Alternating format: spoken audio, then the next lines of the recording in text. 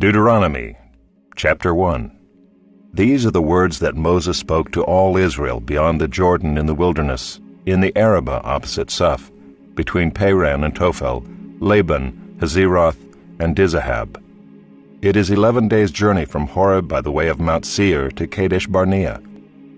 In the 40th year, on the first day of the 11th month, Moses spoke to the people of Israel according to all that the Lord had given him in commandment to them, after he had defeated Sihon the king of the Amorites, who lived in Heshbon, and Og the king of Bashan, who lived in Ashtaroth and in Edrei. Beyond the Jordan in the land of Moab, Moses undertook to explain this law, saying, "The Lord our God said to us in Horeb, 'You have stayed long enough at this mountain. Turn and take your journey, and go to the hill country of the Amorites and to all their neighbors in the Arabah, in the hill country and in the lowland, and in the Negeb and by the seacoast, the land of the Canaanites and Lebanon, as far as the great river, the river Euphrates. See, I have set the land before you. Go in and take possession of the land that the Lord swore to your fathers, to Abraham, to Isaac, and to Jacob, to give to them and to their offspring after them.' At that time I said to you, I am not able to bear you by myself. The Lord your God has multiplied you, and behold, you are today as numerous as the stars of heaven. May the Lord, the God of your fathers, make you 1,000 times as many as you are, and bless you as he has promised you. How can I bear by myself the weight and burden of you and your strife? Choose for your tribes wise, understanding, and experienced men, and I will appoint them as your heads. And you answered me, The thing that you have spoken is good for us to do. So I took the heads of your tribes, wise and experienced men, and set them as heads over you, commanders of thousands, commanders of hundreds, commanders of 50s, commanders of 10s, and officers throughout your tribes. And I charged your judges at that time, hear the cases between your brothers, and judge righteously between a man and his brother or the alien who is with him. You shall not be partial in judgment. You shall hear the small and the great alike. You shall not be intimidated by anyone, for the judgment is God's. And the case that is too hard for you, you shall bring to me, and I will hear it. And I commanded you at that time all the things that you should do. Then we set out from Horeb and went through all that great and terrifying wilderness that you saw, on the way to the hill country of the Amorites, as the Lord our God commanded us. And we came to Kadesh Barnea, and I said to you, You have come to the hill country of the Amorites, which the Lord our God is giving us. See, the Lord your God has set the land before you. Go up, take possession, as the Lord, the God of your fathers, has told you. Do not fear or be dismayed. Then all of you came near me and said, Let us send men before us, that they may explore the land for us, and bring us word again of the way by which we must go up, and the cities into which we shall come. The thing seemed good to me, and I took 12 men from you, 1 man from each tribe. And they turned and went up into the hill country, and came to the valley of Eshcol, and spied it out. And they took in their hands some of the fruit of the land, and brought it down to us, and brought us word again, and said, It is a good land that the Lord our God is giving us. Yet you would not go up, but rebelled against the command of the Lord your God. And you murmured in your tents, and said, Because the Lord hated us, he has brought us out of the land of Egypt, to give us into the hand of the Amorites, to destroy us. Where are we going up? Our brothers have made our hearts melt, saying, The people are greater and taller than we. The cities are great and fortified up to heaven. And besides, we have seen the sons of the Anakim there. Then I said to you, Do not be in dread or afraid of them. The Lord your God who goes before you will himself fight for you, just as he did for you in Egypt before your eyes, and in the wilderness, where you have seen how the Lord your God carried you, as a man carries his son, all the way that you went until you came to this place. Yet in spite of this word, you did not believe the Lord your God, who went before you in the way to seek you out a place to pitch your tents, in fire by night, and in the cloud by day, to show you by what way you should go. And the Lord heard your words and was angered, and he swore, Not one of these men of this evil generation shall see the good land that I swore to give to your fathers, except Caleb the son of Jephunneh. He shall see it, and to him and to his children I will give the land on which he has trodden, because he has wholly followed the Lord. Even with me the Lord was angry on your account, and said, You also shall not go in there. Joshua the son of Nun, who stands before you, he shall enter. Encourage him, for he shall cause Israel to inherit it. And as for your little ones, who you said would become a prey, and your children who today have no knowledge of good or evil, they shall go in there, and to them I will give it, and they shall possess it. But as for you, turn and journey into the wilderness in the direction of the Red Sea. Then you answered me, We have sinned against the Lord. We ourselves will go up and fight, just as the Lord our God commanded us. And every one of you fastened on his weapons of war and thought it easy to go up into the hill country. And the Lord said to me, Say to them, Do not go up or fight, for I am not in your midst, lest you be defeated before your enemies. So I spoke to you, and you would not listen. But you rebelled against the command of the Lord, and presumptuously went up into the hill country. Then the Amorites who lived in that hill country came out against you, and chased you as bees do, and beat you down in Seir as far as Hormah. And you returned and wept before the Lord. But the Lord did not listen to your voice or give ear to you. So you remained at Kadesh many days, the days that you remained there. Chapter 2. Then we turned and journeyed into the wilderness in the direction of the Red Sea, as the Lord told me. And for many days we traveled around Mount Seir. Then the Lord said to me, You have been traveling around this mountain country long enough. Turn northward and command the people, You are about to pass through the territory of your brothers, the people of Esau who live in Seir, and they will be afraid of you, so be very careful. Do not contend with them, for I will not give you any of their land, no, not so much as for the sole of the foot to tread on, because I have given Mount Seir to Esau as a possession. You shall purchase food from them with money, that you may eat, and you shall also buy water from them with money, that you may drink.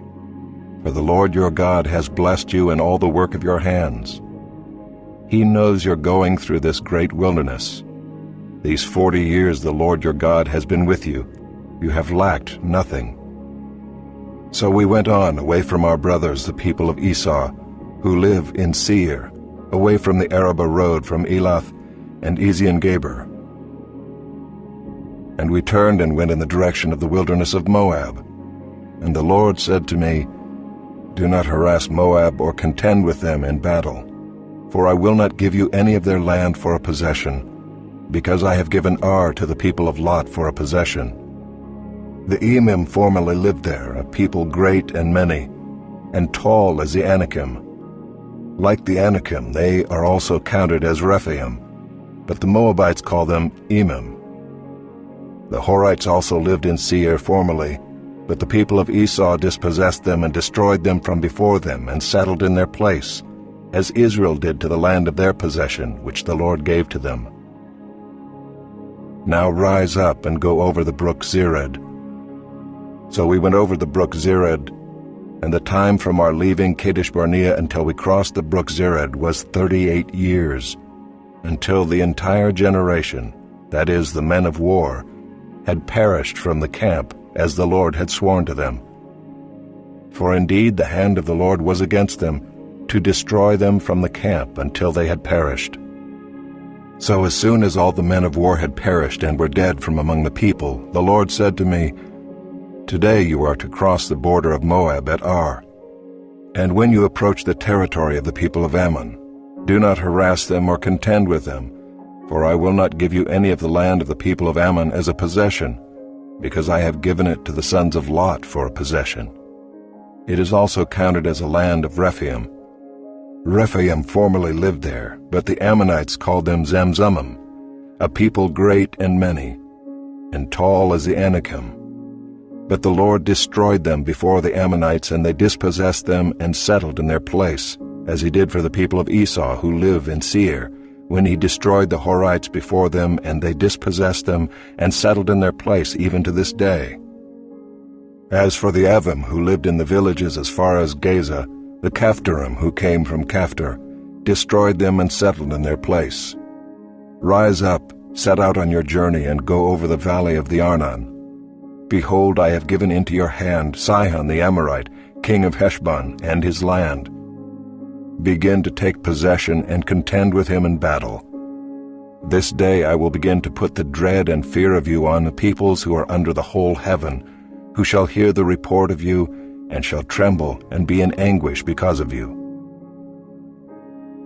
So I sent messengers from the wilderness of Kedemoth to Sihon the king of Heshbon with words of peace, saying, Let me pass through your land. I will go only by the road. I will turn aside neither to the right nor to the left. You shall sell me food for money that I may eat, and give me water for money that I may drink. Only let me pass through on foot, as the sons of Esau who live in Seir and the Moabites who live in Ar did for me, until I go over the Jordan into the land that the Lord our God is giving to us.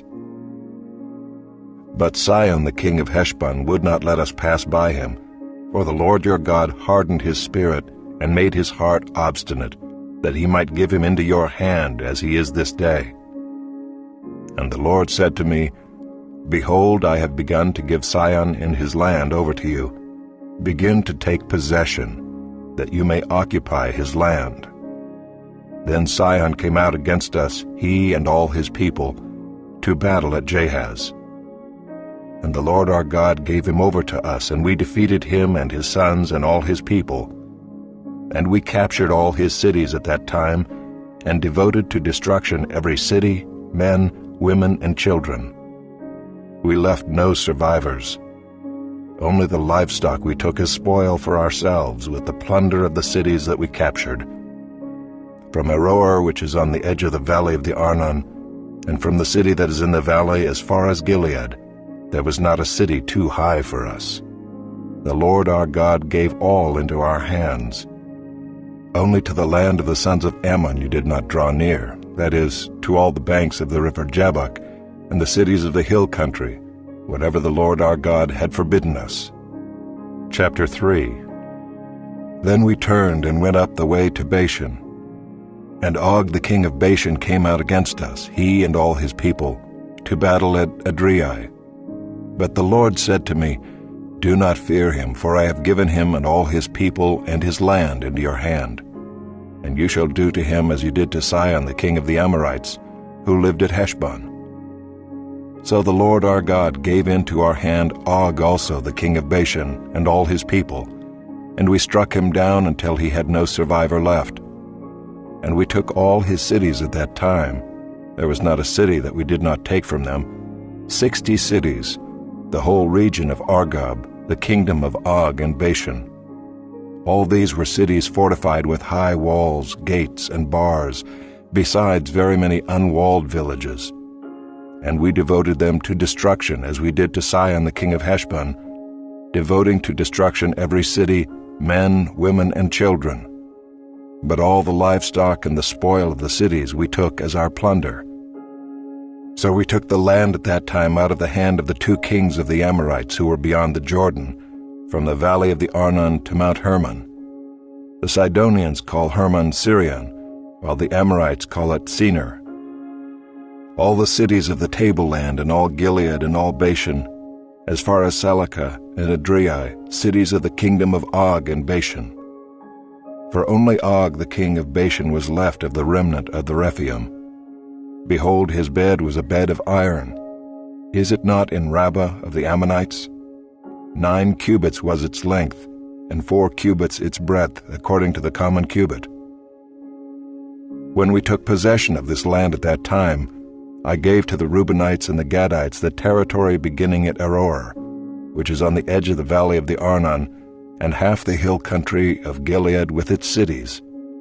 The rest of Gilead and all Bashan, the kingdom of Og, that is all the region of Argob, I gave to the half-tribe of Manasseh. All that portion of Bashan is called the land of Rephaim. Jair the Manassite took all the region of Argob, that is, Bashan, as far as the border of the Geshurites and the Maacathites, and called the villages after his own name, Havoth-Jair, as it is to this day. To Machir I gave Gilead, and to the Reubenites and the Gadites I gave the territory from Gilead as far as the valley of the Arnon, with the middle of the valley as a border, as far over as the river Jabbok, the border of the Ammonites. The Arabah also, with the Jordan as the border, from Kinnereth as far as the sea of the Arabah, the salt sea, under the slopes of Pisgah on the east. And I commanded you at that time, saying, The Lord your God has given you this land to possess. All your men of valor shall cross over armed before your brothers, the people of Israel. Only your wives, your little ones, and your livestock, I know that you have much livestock, shall remain in the cities that I have given you, until the Lord gives rest to your brothers, as to you, and they also occupy the land that the Lord your God gives them beyond the Jordan. Then each of you may return to his possession which I have given you. And I commanded Joshua at that time, Your eyes have seen all that the Lord your God has done to these two kings. So will the Lord do to all the kingdoms into which you are crossing. You shall not fear them, for it is the Lord your God who fights for you. And I pleaded with the Lord at that time, saying, O Lord God, you have only begun to show your servant your greatness and your mighty hand. For what God is there in heaven or on earth who can do such works and mighty acts as yours? Please let me go over and see the good land beyond the Jordan, that good hill country and Lebanon. But the Lord was angry with me because of you and would not listen to me. And the Lord said to me, Enough from you. Do not speak to me of this matter again. Go up to the top of Pisgah and lift up your eyes westward and northward and southward and eastward, and look at it with your eyes, for you shall not go over this Jordan. But charge Joshua and encourage and strengthen him, for he shall go over at the head of this people, and he shall put them in possession of the land that you shall see. So we remained in the valley opposite Beth Peor. Chapter 4. And now, O Israel, listen to the statutes and the rules that I am teaching you, and do them, that you may live, and go in and take possession of the land that the Lord, the God of your fathers, is giving you. You shall not add to the word that I command you, nor take from it, that you may keep the commandments of the Lord your God that I command you. Your eyes have seen what the Lord did at Baal Peor, for the Lord your God destroyed from among you all the men who followed the Baal of Peor. But you who held fast to the Lord your God are all alive today. See, I have taught you statutes and rules, as the Lord my God commanded me, that you should do them in the land that you are entering to take possession of it. Keep them and do them, for that will be your wisdom and your understanding in the sight of the peoples, who, when they hear all these statutes, will say, Surely this great nation is a wise and understanding people. For what great nation is there that has a God so near to it as the Lord our God is to us, whenever we call upon him? And what great nation is there that has statutes and rules so righteous as all this law that I set before you today? Only take care and keep your soul diligently, lest you forget the things that your eyes have seen, and lest they depart from your heart all the days of your life. Make them known to your children and your children's children, how on the day that you stood before the Lord your God at Horeb, the Lord said to me, Gather the people to me, that I may let them hear my words, so that they may learn to fear me all the days that they live on the earth, and that they may teach their children so. And you came near and stood at the foot of the mountain, while the mountain burned with fire to the heart of heaven, wrapped in darkness, cloud, and gloom. Then the Lord spoke to you out of the midst of the fire. You heard the sound of words, but saw no form. There was only a voice. And he declared to you his covenant, which he commanded you to perform, that is, the 10 Commandments, and he wrote them on 2 tablets of stone. And the Lord commanded me at that time to teach you statutes and rules, that you might do them in the land that you are going over to possess. Therefore watch yourselves very carefully. Since you saw no form on the day that the Lord spoke to you at Horeb out of the midst of the fire, beware lest you act corruptly by making a carved image for yourselves in the form of any figure, the likeness of male or female, the likeness of any animal that is on the earth, the likeness of any winged bird that flies in the air, the likeness of anything that creeps on the ground, the likeness of any fish that is in the water under the earth. And beware lest you raise your eyes to heaven, and when you see the sun and the moon and the stars, all the host of heaven, you be drawn away and bow down to them and serve them, things that the Lord your God has allotted to all the peoples under the whole heaven. But the Lord has taken you and brought you out of the iron furnace, out of Egypt, to be a people of his own inheritance, as you are this day. Furthermore, the Lord was angry with me because of you, and he swore that I should not cross the Jordan, and that I should not enter the good land that the Lord your God is giving you for an inheritance. For I must die in this land. I must not go over the Jordan. But you shall go over and take possession of that good land. Take care lest you forget the covenant of the Lord your God, which he made with you, and make a carved image, the form of anything that the Lord your God has forbidden you. For the Lord your God is a consuming fire, a jealous God.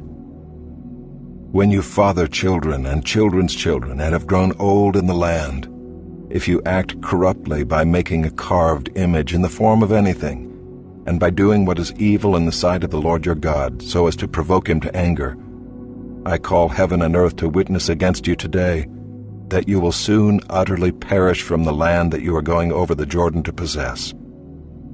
You will not live long in it, but will be utterly destroyed. And the Lord will scatter you among the peoples, and you will be left few in number among the nations where the Lord will drive you. And there you will serve gods of wood and stone, the work of human hands, that neither see, nor hear, nor eat, nor smell.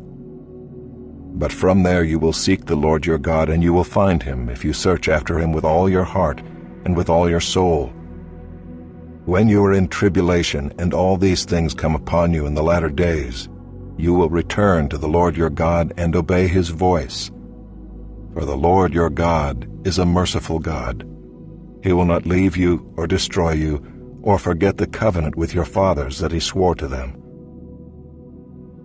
For ask now of the days that are past, which were before you, since the day that God created man on the earth, and ask from one end of heaven to the other, whether such a great thing as this has ever happened or was ever heard of.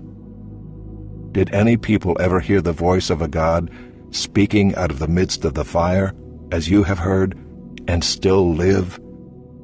Or has any God ever attempted to go and take a nation for himself from the midst of another nation, by trials, by signs, by wonders, and by war, by a mighty hand and an outstretched arm, and by great deeds of terror, all of which the Lord your God did for you in Egypt before your eyes?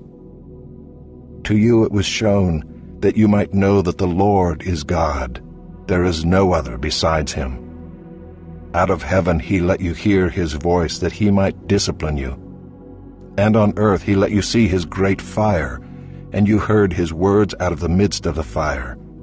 And because he loved your fathers and chose their offspring after them, and brought you out of Egypt with his own presence, by his great power, driving out before you nations greater and mightier than you, to bring you in, to give you their land for an inheritance, as it is this day. Know therefore today, and lay it to your heart, that the Lord is God in heaven above and on the earth beneath. There is no other. Therefore you shall keep his statutes and his commandments, which I command you today, that it may go well with you and with your children after you, and that you may prolong your days in the land that the Lord your God is giving you for all time. Then Moses set apart 3 cities in the east beyond the Jordan, that the manslayer might flee there, anyone who kills his neighbor unintentionally without being at enmity with him in time past. He may flee to one of these cities and save his life. Bezer in the wilderness on the tableland for the Reubenites, Ramoth in Gilead for the Gadites, and Golan and Bashan for the Manassites. This is the law that Moses set before the people of Israel.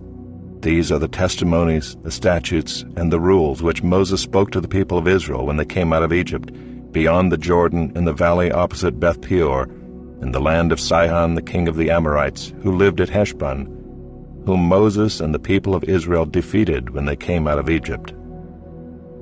And they took possession of his land and the land of Og, the king of Bashan, the 2 kings of the Amorites, who lived to the east beyond the Jordan, from Aroer, which is on the edge of the valley of the Arnon, as far as Mount Sirion, that is, Hermon, together with all the Arabah on the east side of the Jordan, as far as the sea of the Arabah, under the slopes of Pisgah. Chapter 5. And Moses summoned all Israel, and said to them, Hear, O Israel, the statutes and the rules that I speak in your hearing today, and you shall learn them and be careful to do them.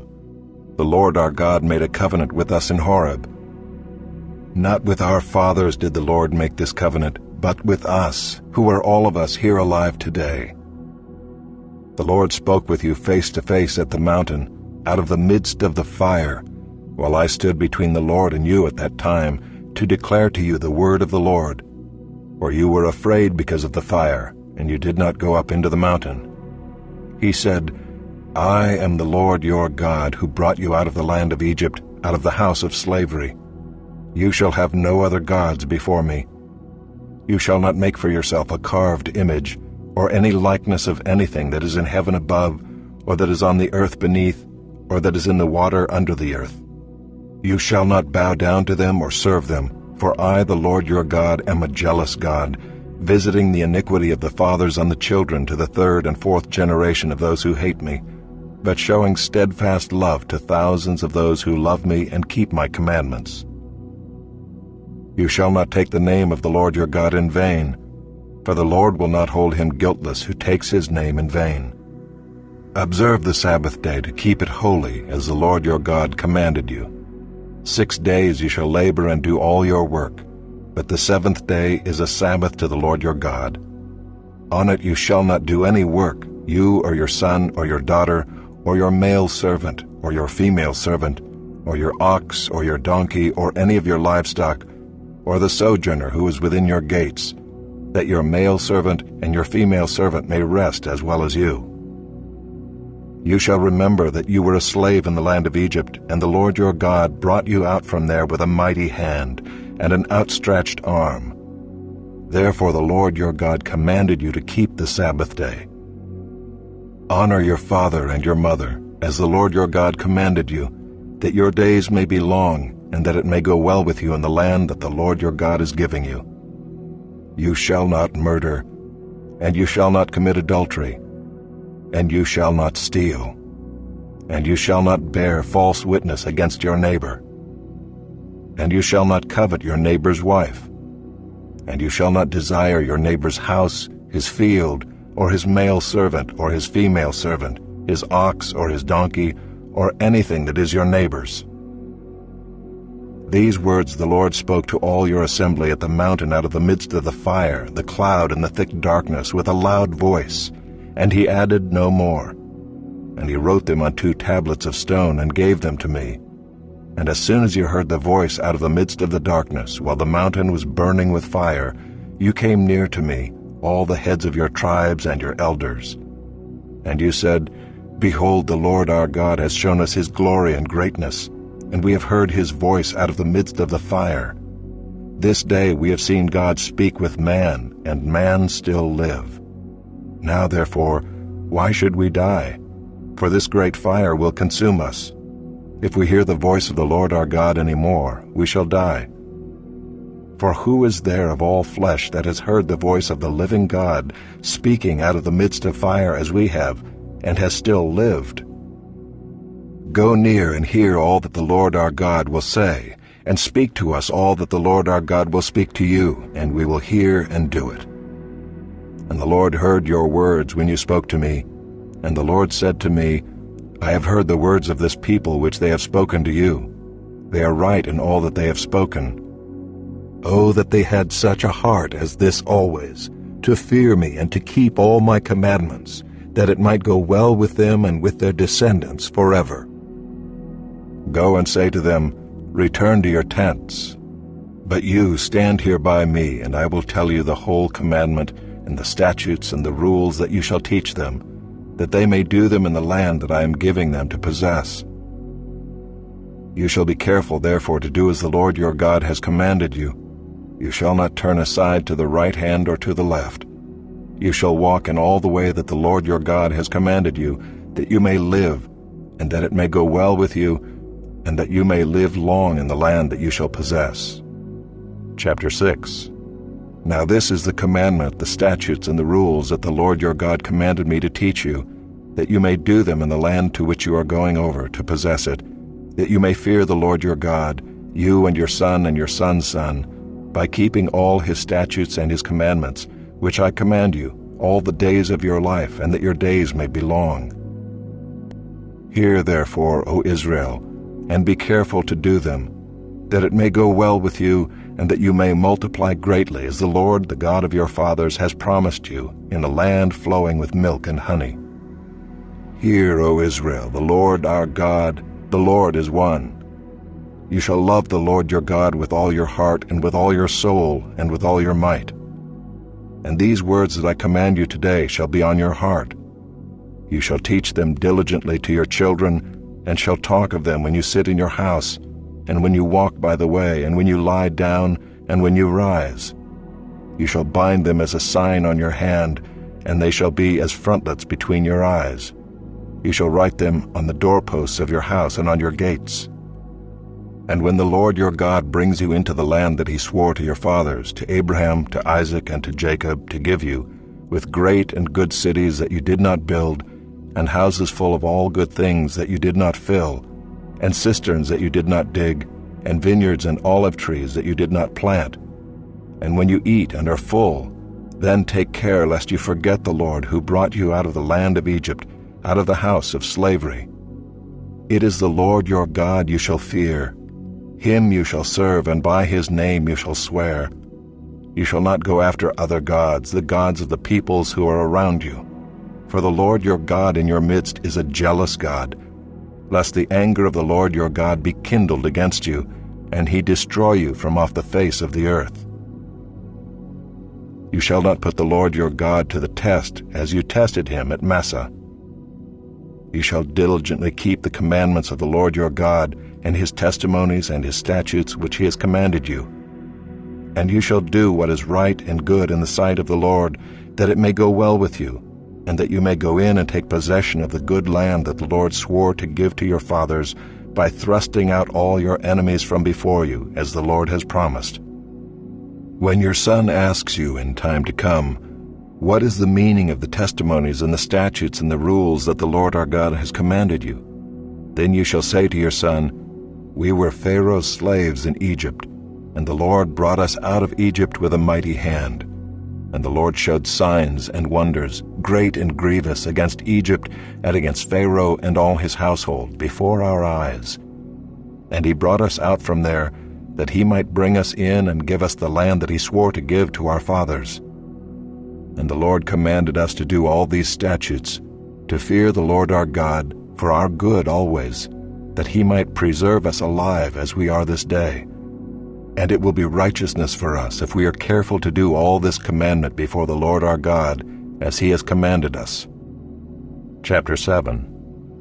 When the Lord your God brings you into the land that you are entering to take possession of it, and clears away many nations before you, the Hittites, the Girgashites, the Amorites, the Canaanites, the Perizzites, the Hivites, and the Jebusites, 7 nations more numerous and mightier than you. And when the Lord your God gives them over to you, and you defeat them, then you must devote them to complete destruction. You shall make no covenant with them, and show no mercy to them. You shall not intermarry with them, giving your daughters to their sons, or taking their daughters for your sons, for they would turn away your sons from following me, to serve other gods. Then the anger of the Lord would be kindled against you, and he would destroy you quickly. But thus shall you deal with them. You shall break down their altars, and dash in pieces their pillars, and chop down their Asherim, and burn their carved images with fire. For you are a people holy to the Lord your God. The Lord your God has chosen you to be a people for his treasured possession out of all the peoples who are on the face of the earth. It was not because you were more in number than any other people that the Lord set his love on you and chose you, for you were the fewest of all peoples, but it is because the Lord loves you and is keeping the oath that he swore to your fathers, that the Lord has brought you out with a mighty hand and redeemed you from the house of slavery, from the hand of Pharaoh king of Egypt. Know therefore that the Lord your God is God, the faithful God who keeps covenant and steadfast love with those who love him and keep his commandments to 1,000 generations, and repays to their face those who hate him by destroying them. He will not be slack with one who hates him, he will repay him to his face. You shall therefore be careful to do the commandment and the statutes and the rules that I command you today. And because you listen to these rules and keep and do them, the Lord your God will keep with you the covenant and the steadfast love that he swore to your fathers. He will love you, bless you, and multiply you. He will also bless the fruit of your womb and the fruit of your ground, your grain and your wine and your oil, the increase of your herds and the young of your flock, in the land that he swore to your fathers to give you. You shall be blessed above all peoples. There shall not be male or female barren among you or among your livestock. And the Lord will take away from you all sickness, and none of the evil diseases of Egypt which you knew will he inflict on you, but he will lay them on all who hate you. And you shall consume all the peoples that the Lord your God will give over to you. Your eye shall not pity them, neither shall you serve their gods, for that would be a snare to you. If you say in your heart, "These nations are greater than I, how can I dispossess them?" You shall not be afraid of them, but you shall remember what the Lord your God did to Pharaoh and to all Egypt, the great trials that your eyes saw, the signs, the wonders, the mighty hand, and the outstretched arm by which the Lord your God brought you out. So will the Lord your God do to all the peoples of whom you were afraid. Moreover, the Lord your God will send hornets among them, until those who are left and hide themselves from you are destroyed. You shall not be in dread of them, for the Lord your God is in your midst, a great and awesome God. The Lord your God will clear away these nations before you little by little. You may not make an end of them at once, lest the wild beasts grow too numerous for you. But the Lord your God will give them over to you, and throw them into great confusion until they are destroyed. And he will give their kings into your hand, and you shall make their name perish from under heaven. No one shall be able to stand against you until you have destroyed them. The carved images of their gods you shall burn with fire. You shall not covet the silver or the gold that is on them, or take it for yourselves, lest you be ensnared by it, for it is an abomination to the Lord your God. And you shall not bring an abominable thing into your house and become devoted to destruction like it. You shall utterly detest and abhor it, for it is devoted to destruction. Chapter 8. The whole commandment that I command you today you shall be careful to do, that you may live and multiply, and go in and possess the land that the Lord swore to give to your fathers. And you shall remember the whole way that the Lord your God has led you these 40 years in the wilderness, that he might humble you, testing you to know what was in your heart, whether you would keep his commandments or not. And he humbled you, and let you hunger, and fed you with manna which you did not know, nor did your fathers know, that he might make you know that man does not live by bread alone, but man lives by every word that comes from the mouth of the Lord. Your clothing did not wear out on you, and your foot did not swell these 40 years. Know then in your heart that, as a man disciplines his son, the Lord your God disciplines you. So you shall keep the commandments of the Lord your God by walking in his ways and by fearing him. For the Lord your God is bringing you into a good land, a land of brooks of water, of fountains and springs, flowing out in the valleys and hills, a land of wheat and barley, of vines and fig trees and pomegranates, a land of olive trees and honey, a land in which you will eat bread without scarcity, in which you will lack nothing, a land whose stones are iron, and out of whose hills you can dig copper. And you shall eat and be full, and you shall bless the Lord your God for the good land he has given you.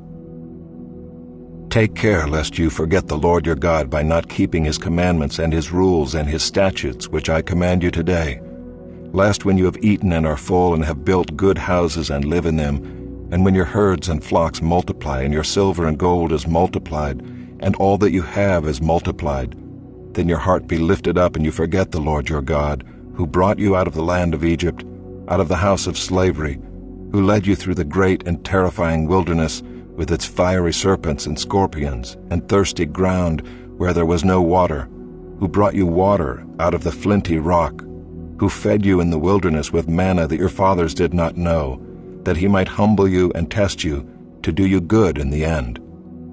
Beware lest you say in your heart, My power and the might of my hand have gotten me this wealth. You shall remember the Lord your God, for it is he who gives you power to get wealth, that he may confirm his covenant that he swore to your fathers, as it is this day.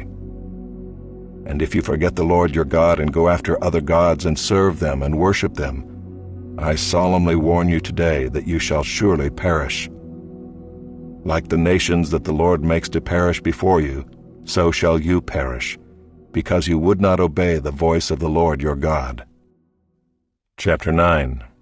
Hear, O Israel, you are to cross over the Jordan today, to go in to dispossess nations greater and mightier than you, cities great and fortified up to heaven, a people great and tall, the sons of the Anakim whom you know, and of whom you have heard it said, Who can stand before the sons of Anak? Know therefore today that he who goes over before you as a consuming fire is the Lord your God. He will destroy them and subdue them before you. So you shall drive them out and make them perish quickly, as the Lord has promised you. Do not say in your heart, after the Lord your God has thrust them out before you, It is because of my righteousness that the Lord has brought me in to possess this land, whereas it is because of the wickedness of these nations that the Lord is driving them out before you. Not because of your righteousness or the uprightness of your heart are you going in to possess their land, but because of the wickedness of these nations the Lord your God is driving them out from before you, and that he may confirm the word that the Lord swore to your fathers, to Abraham, to Isaac, and to Jacob. Know, therefore, that the Lord your God is not giving you this good land to possess because of your righteousness, for you are a stubborn people. Remember and do not forget how you provoked the Lord your God to wrath in the wilderness. From the day you came out of the land of Egypt until you came to this place, you have been rebellious against the Lord. Even at Horeb you provoked the Lord to wrath, and the Lord was so angry with you that he was ready to destroy you. When I went up the mountain to receive the tablets of stone, the tablets of the covenant that the Lord made with you, I remained on the mountain 40 days and 40 nights. I neither ate bread nor drank water. And the Lord gave me the 2 tablets of stone written with the finger of God, and on them were all the words that the Lord had spoken with you on the mountain out of the midst of the fire on the day of the assembly. And at the end of 40 days and 40 nights the Lord gave me the 2 tablets of stone, the tablets of the covenant. Then the Lord said to me, Arise, go down quickly from here, for your people whom you have brought from Egypt have acted corruptly. They have turned aside quickly out of the way that I commanded them. They have made themselves a metal image. Furthermore, the Lord said to me, I have seen this people, and behold, it is a stubborn people. Let me alone that I may destroy them and blot out their name from under heaven. And I will make of you a nation mightier and greater than they. So I turned and came down from the mountain, and the mountain was burning with fire, and the 2 tablets of the covenant were in my 2 hands. And I looked, and behold, you had sinned against the Lord your God. You had made yourselves a golden calf. You had turned aside quickly from the way that the Lord had commanded you. So I took hold of the 2 tablets and threw them out of my 2 hands and broke them before your eyes. Then I lay prostrate before the Lord as before, 40 days and 40 nights.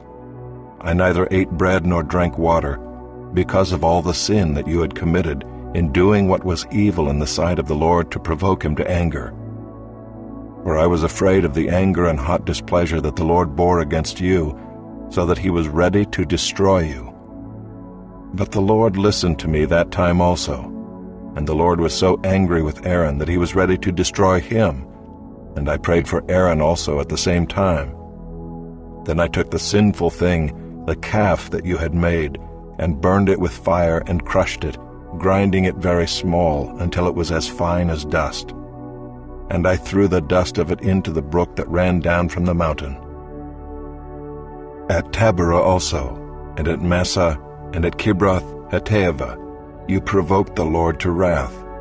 And when the Lord sent you from Kadesh-barnea, saying, Go up and take possession of the land that I have given you, then you rebelled against the commandment of the Lord your God, and did not believe him or obey his voice. You have been rebellious against the Lord from the day that I knew you.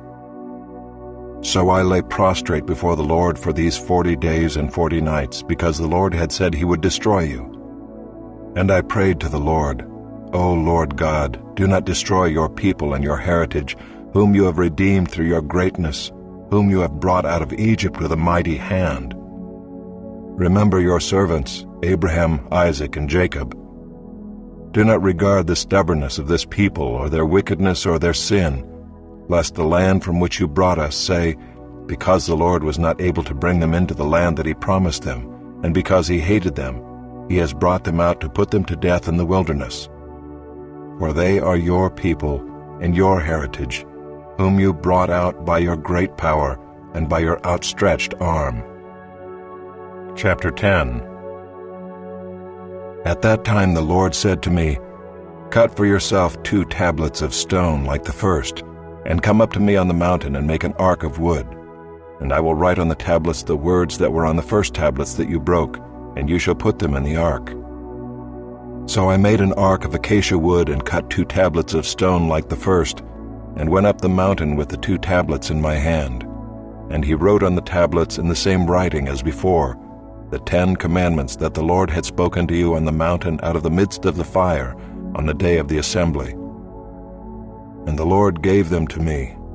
Then I turned and came down from the mountain, and put the tablets in the ark that I had made, and there they are, as the Lord commanded me. The people of Israel journeyed from Beeroth-bene-Jaakan to Mosera. There Aaron died, and there he was buried, and his son Eleazar ministered as priest in his place. From there they journeyed to Gudgodah, and from Gudgodah to Jotbathah, a land with brooks of water.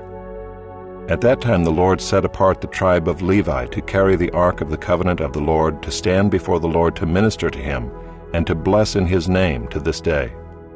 Therefore Levi has no portion or inheritance with his brothers. The Lord is his inheritance, as the Lord your God said to him. I myself stayed on the mountain as at the first time, 40 days and 40 nights.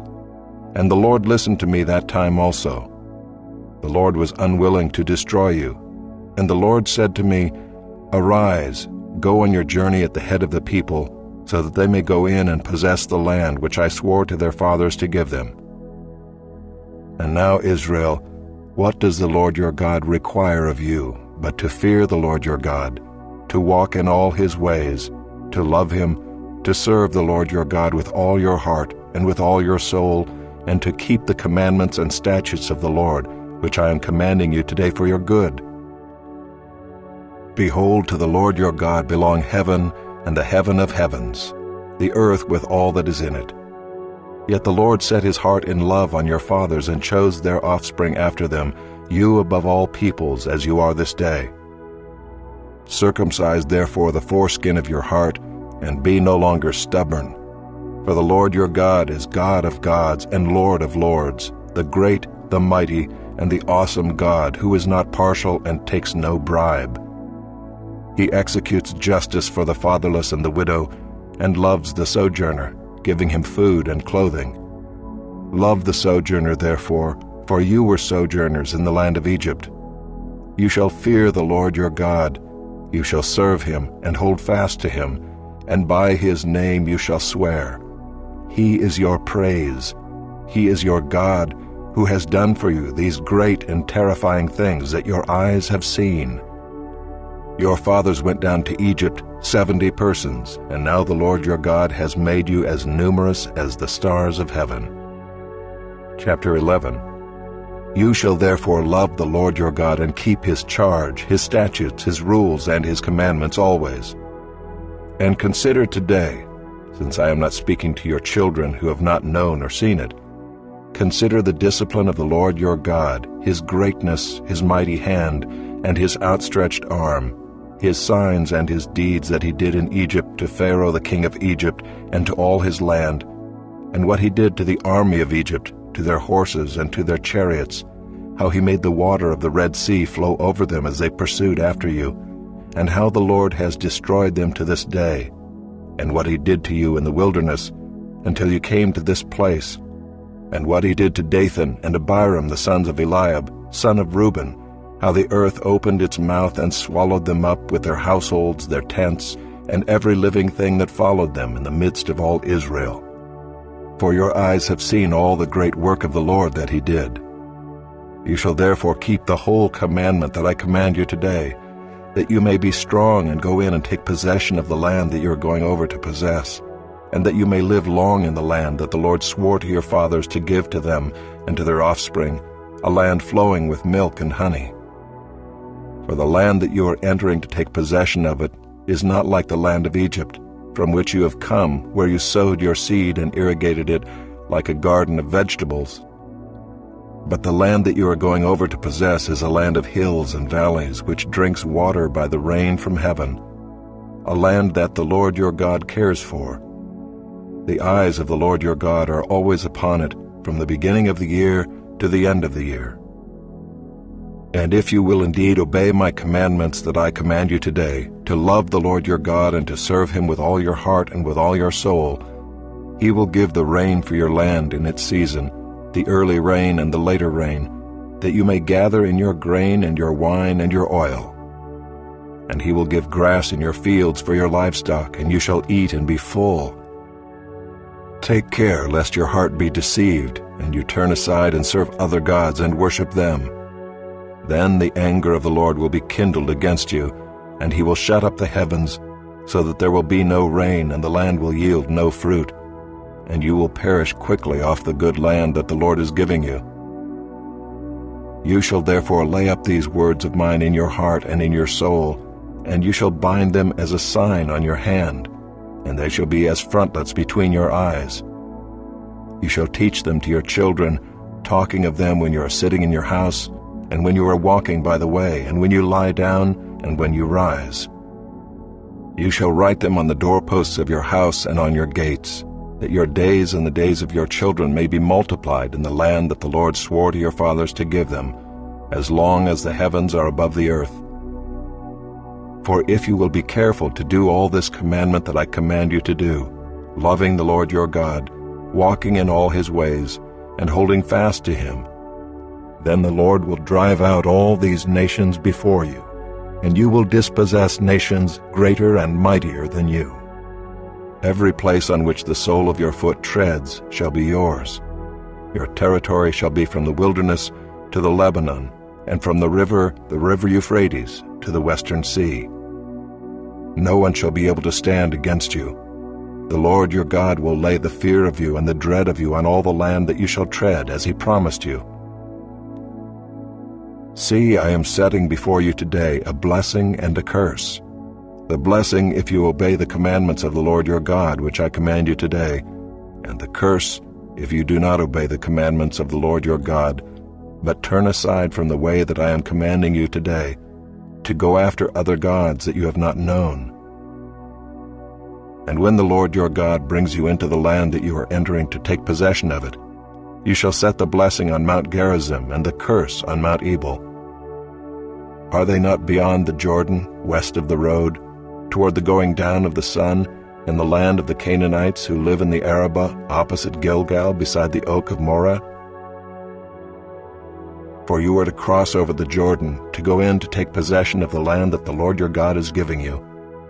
And when you possess it and live in it, you shall be careful to do all the statutes and the rules that I am setting before you today. Chapter 12. These are the statutes and rules that you shall be careful to do in the land that the Lord, the God of your fathers, has given you to possess all the days that you live on the earth. You shall surely destroy all the places where the nations whom you shall dispossess serve their gods, on the high mountains, and on the hills, and under every green tree. You shall tear down their altars and dash in pieces their pillars and burn their Asherim with fire. You shall chop down the carved images of their gods and destroy their name out of that place. You shall not worship the Lord your God in that way. But you shall seek the place that the Lord your God will choose out of all your tribes to put his name and make his habitation there. There you shall go, and there you shall bring your burnt offerings and your sacrifices, your tithes, and the contribution that you present, your vow offerings, your free will offerings, and the firstborn of your herd and of your flock. And there you shall eat before the Lord your God, and you shall rejoice, you and your households, in all that you undertake, in which the Lord your God has blessed you. You shall not do according to all that we are doing here today, everyone doing whatever is right in his own eyes. For you have not as yet come to the rest and to the inheritance that the Lord your God is giving you. But when you go over the Jordan and live in the land that the Lord your God is giving you to inherit, and when he gives you rest from all your enemies around so that you live in safety, then to the place that the Lord your God will choose to make his name dwell there, there you shall bring all that I command you, your burnt offerings and your sacrifices, your tithes and the contribution that you present, and all your finest vow offerings that you vow to the Lord. And you shall rejoice before the Lord your God, you and your sons and your daughters, your male servants and your female servants, and the Levite that is within your towns, since he has no portion or inheritance with you. Take care that you do not offer your burnt offerings at any place that you see, but at the place that the Lord will choose in one of your tribes, there you shall offer your burnt offerings, and there you shall do all that I am commanding you. However, you may slaughter and eat meat within any of your towns as much as you desire, according to the blessing of the Lord your God that he has given you. The unclean and the clean may eat of it, as of the gazelle and as of the deer. Only you shall not eat the blood, you shall pour it out on the earth like water.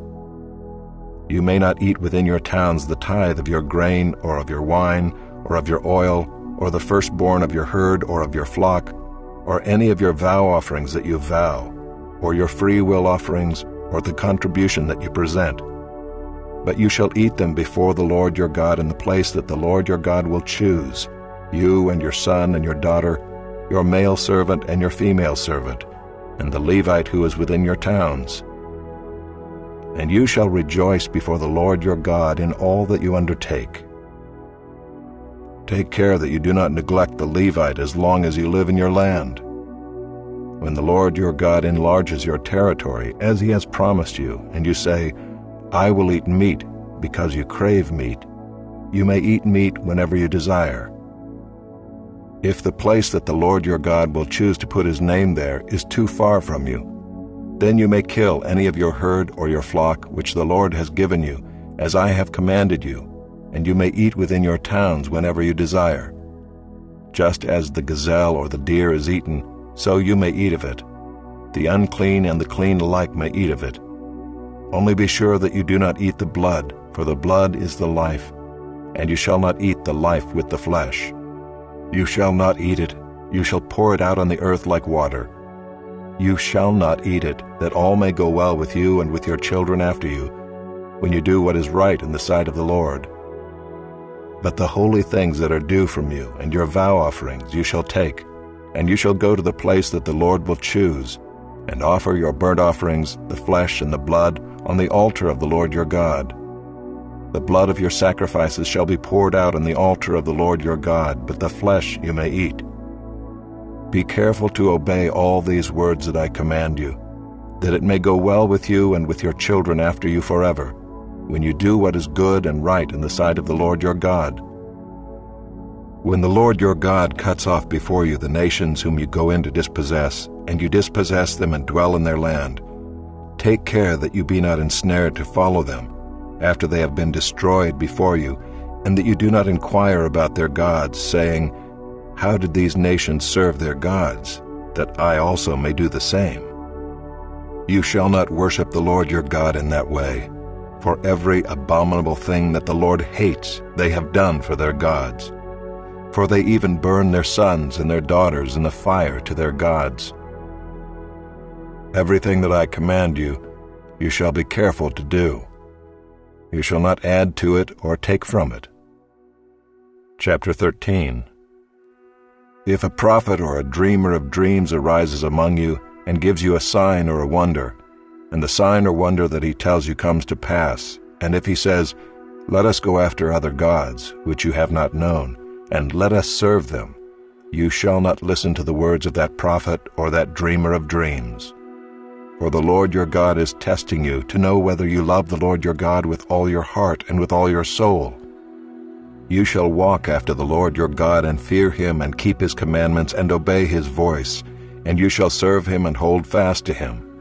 But that prophet or that dreamer of dreams shall be put to death, because he has taught rebellion against the Lord your God, who brought you out of the land of Egypt and redeemed you out of the house of slavery, to make you leave the way in which the Lord your God commanded you to walk. So you shall purge the evil from your midst. If your brother, the son of your mother, or your son or your daughter, or the wife you embrace, or your friend who is as your own soul, entices you secretly, saying, "Let us go and serve other gods," which neither you nor your fathers have known, some of the gods of the peoples who are around you, whether near you or far off from you, from the one end of the earth to the other, you shall not yield to him or listen to him, nor shall your eye pity him, nor shall you spare him, nor shall you conceal him. But you shall kill him. Your hand shall be first against him to put him to death, and afterward the hand of all the people. You shall stone him to death with stones, because he sought to draw you away from the Lord your God, who brought you out of the land of Egypt, out of the house of slavery. And all Israel shall hear and fear, and never again do any such wickedness as this among you. If you hear in one of your cities, which the Lord your God is giving you to dwell there, that certain worthless fellows have gone out among you and have drawn away the inhabitants of their city, saying, "Let us go and serve other gods, which you have not known," then you shall inquire and make search and ask diligently. And behold, if it be true and certain that such an abomination has been done among you, you shall surely put the inhabitants of that city to the sword, devoting it to destruction, all who are in it and its cattle with the edge of the sword. You shall gather all its spoil into the midst of its open square, and burn the city and all its spoil with fire, as a whole burnt offering to the Lord your God. It shall be a heap forever. It shall not be built again.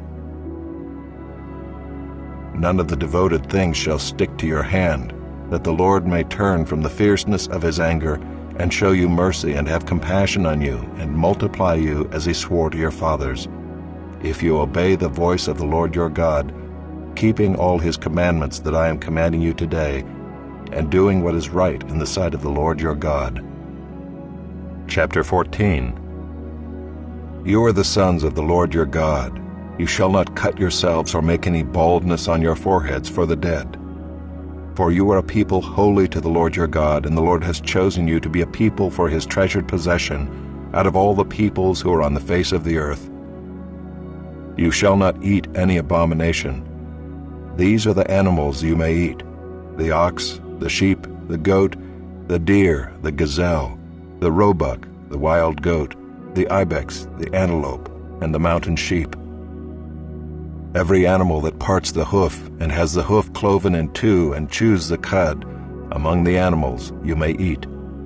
Yet of those that chew the cud or have the hoof cloven you shall not eat these: the camel, the hare, and the rock badger.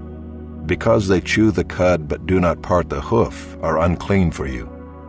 And the pig, because it parts the hoof but does not chew the cud, is unclean for you. Their flesh you shall not eat, and their carcasses you shall not touch.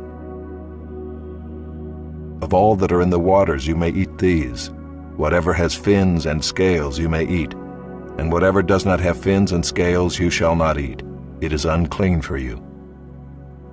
You may eat all clean birds, but these are the ones that you shall not eat: the eagle, the bearded vulture, the black vulture, the kite, the falcon of any kind, every raven of any kind, the ostrich, the nighthawk, the seagull, the hawk of any kind, the little owl and the short-eared owl, the barn owl and the tawny owl, the carrion vulture and the cormorant, the stork, the heron of any kind, the hoopoe and the bat. And all winged insects are unclean for you, they shall not be eaten. All clean winged things you may eat. You shall not eat anything that has died naturally. You may give it to the sojourner who is within your towns, that he may eat it, or you may sell it to a foreigner. For you are a people holy to the Lord your God.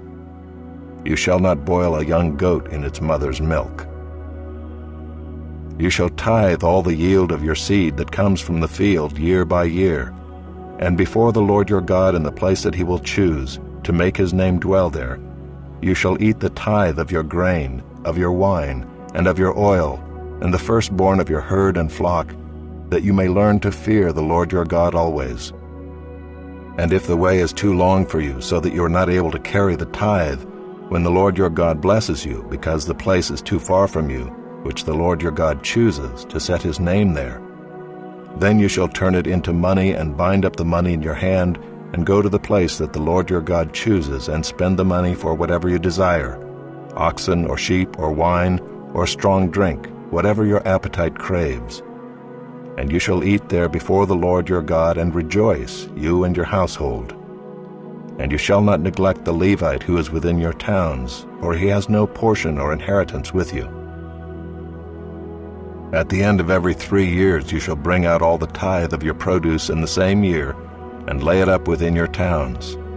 And the Levite, because he has no portion or inheritance with you, and the sojourner, the fatherless, and the widow, who are within your towns, shall come and eat and be filled, that the Lord your God may bless you in all the work of your hands that you do. Chapter 15. At the end of every 7 years you shall grant a release. And this is the manner of the release. Every creditor shall release what he has lent to his neighbor. He shall not exact it of his neighbor, his brother, because the Lord's release has been proclaimed. Of a foreigner you may exact it, but whatever of yours is with your brother your hand shall release.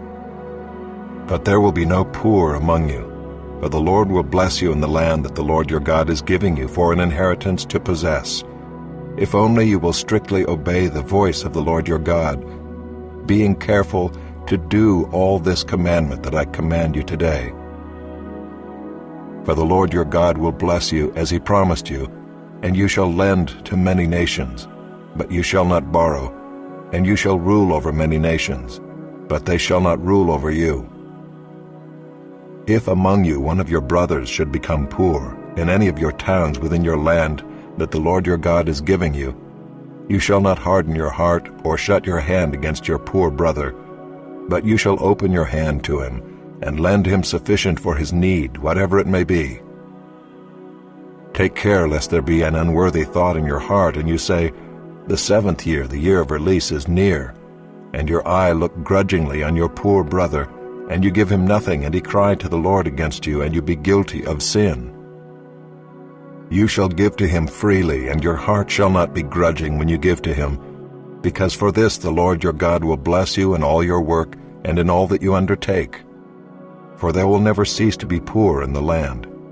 Therefore I command you, you shall open wide your hand to your brother, to the needy and to the poor in your land.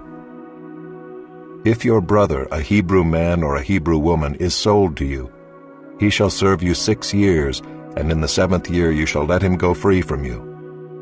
And when you let him go free from you, you shall not let him go empty-handed.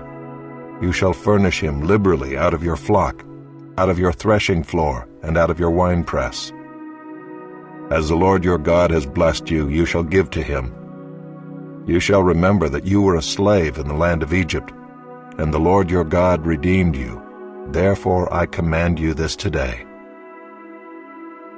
But if he says to you, "I will not go out from you," because he loves you and your household, since he is well off with you, then you shall take an awl and put it through his ear into the door, and he shall be your slave forever. And to your female slave you shall do the same. It shall not seem hard to you when you let him go free from you, for at half the cost of a hired worker he has served you 6 years. So the Lord your God will bless you in all that you do. All the firstborn males that are born of your herd and flock you shall dedicate to the Lord your God. You shall do no work with the firstborn of your herd, nor shear the firstborn of your flock. You shall eat it, you and your household, before the Lord your God, year by year, at the place that the Lord will choose. But if it has any blemish, if it is lame or blind, or has any serious blemish whatever, you shall not sacrifice it to the Lord your God. You shall eat it within your towns. The unclean and the clean alike may eat it, as though it were a gazelle or a deer. Only you shall not eat its blood, you shall pour it out on the ground like water. Chapter 16.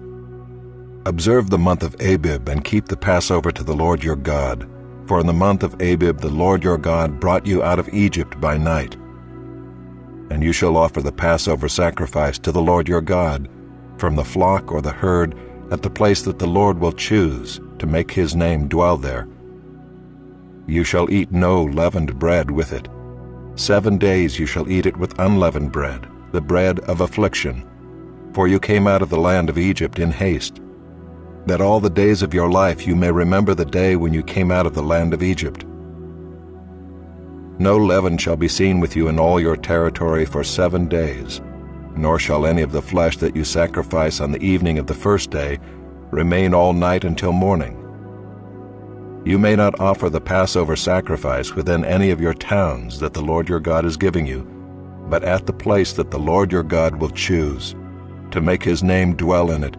There you shall offer the Passover sacrifice in the evening at sunset, at the time you came out of Egypt.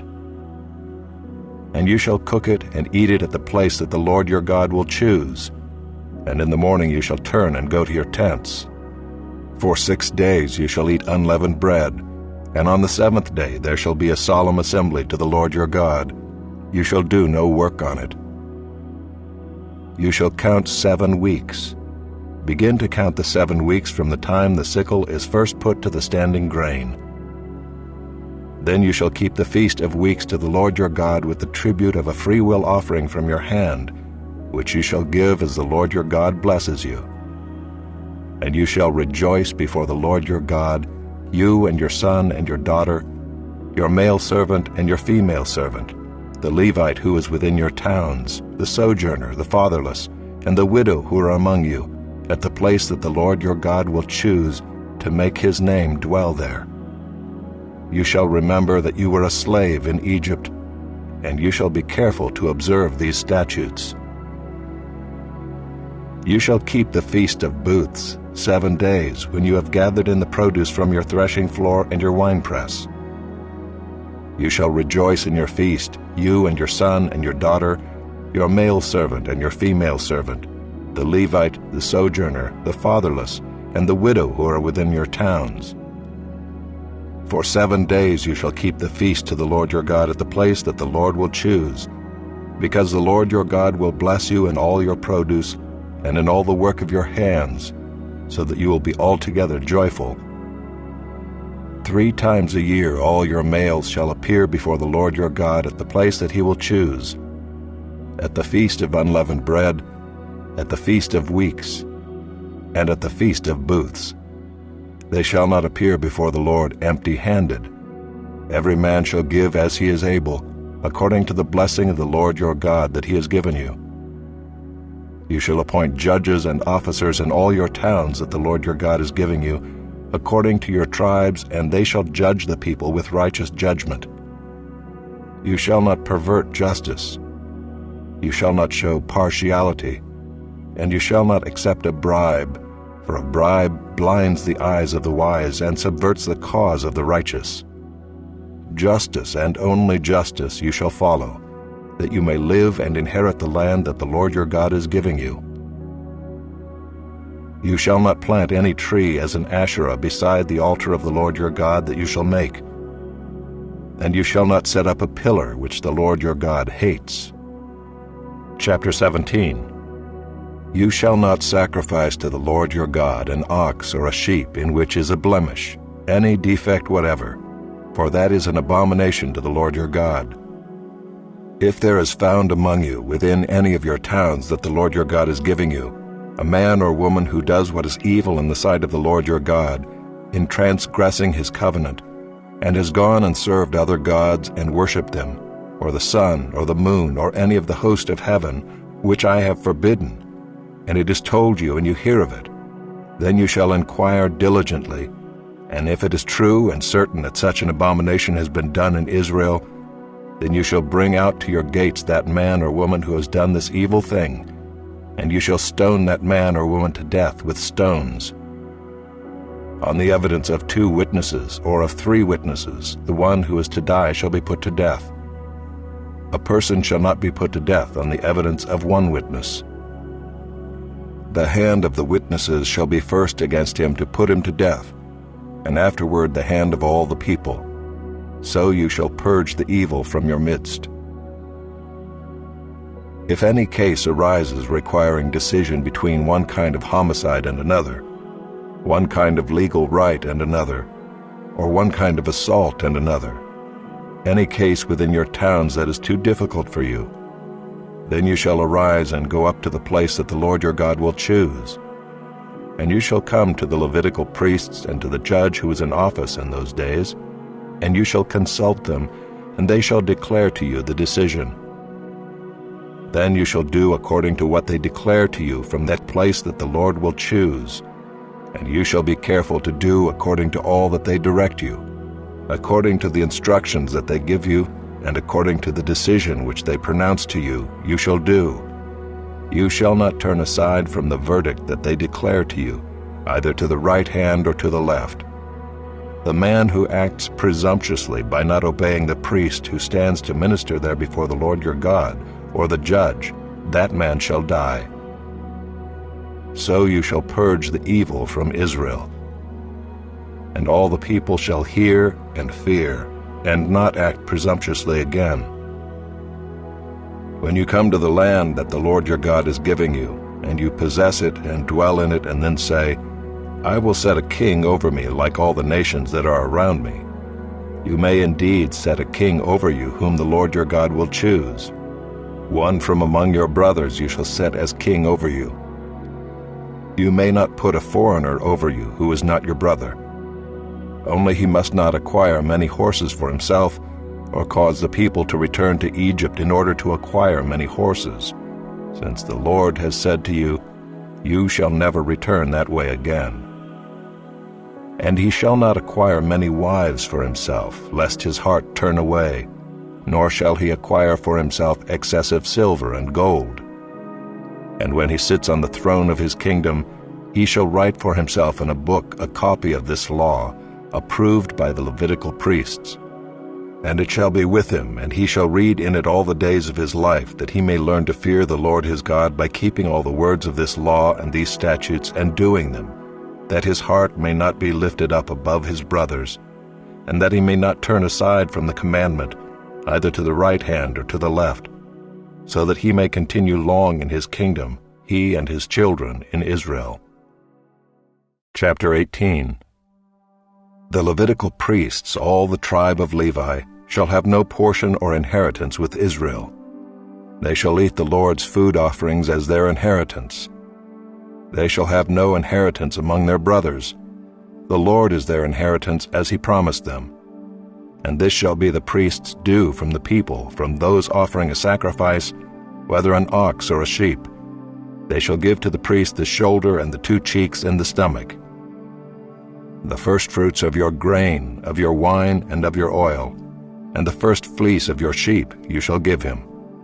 For the Lord your God has chosen him out of all your tribes to stand and minister in the name of the Lord, him and his sons for all time.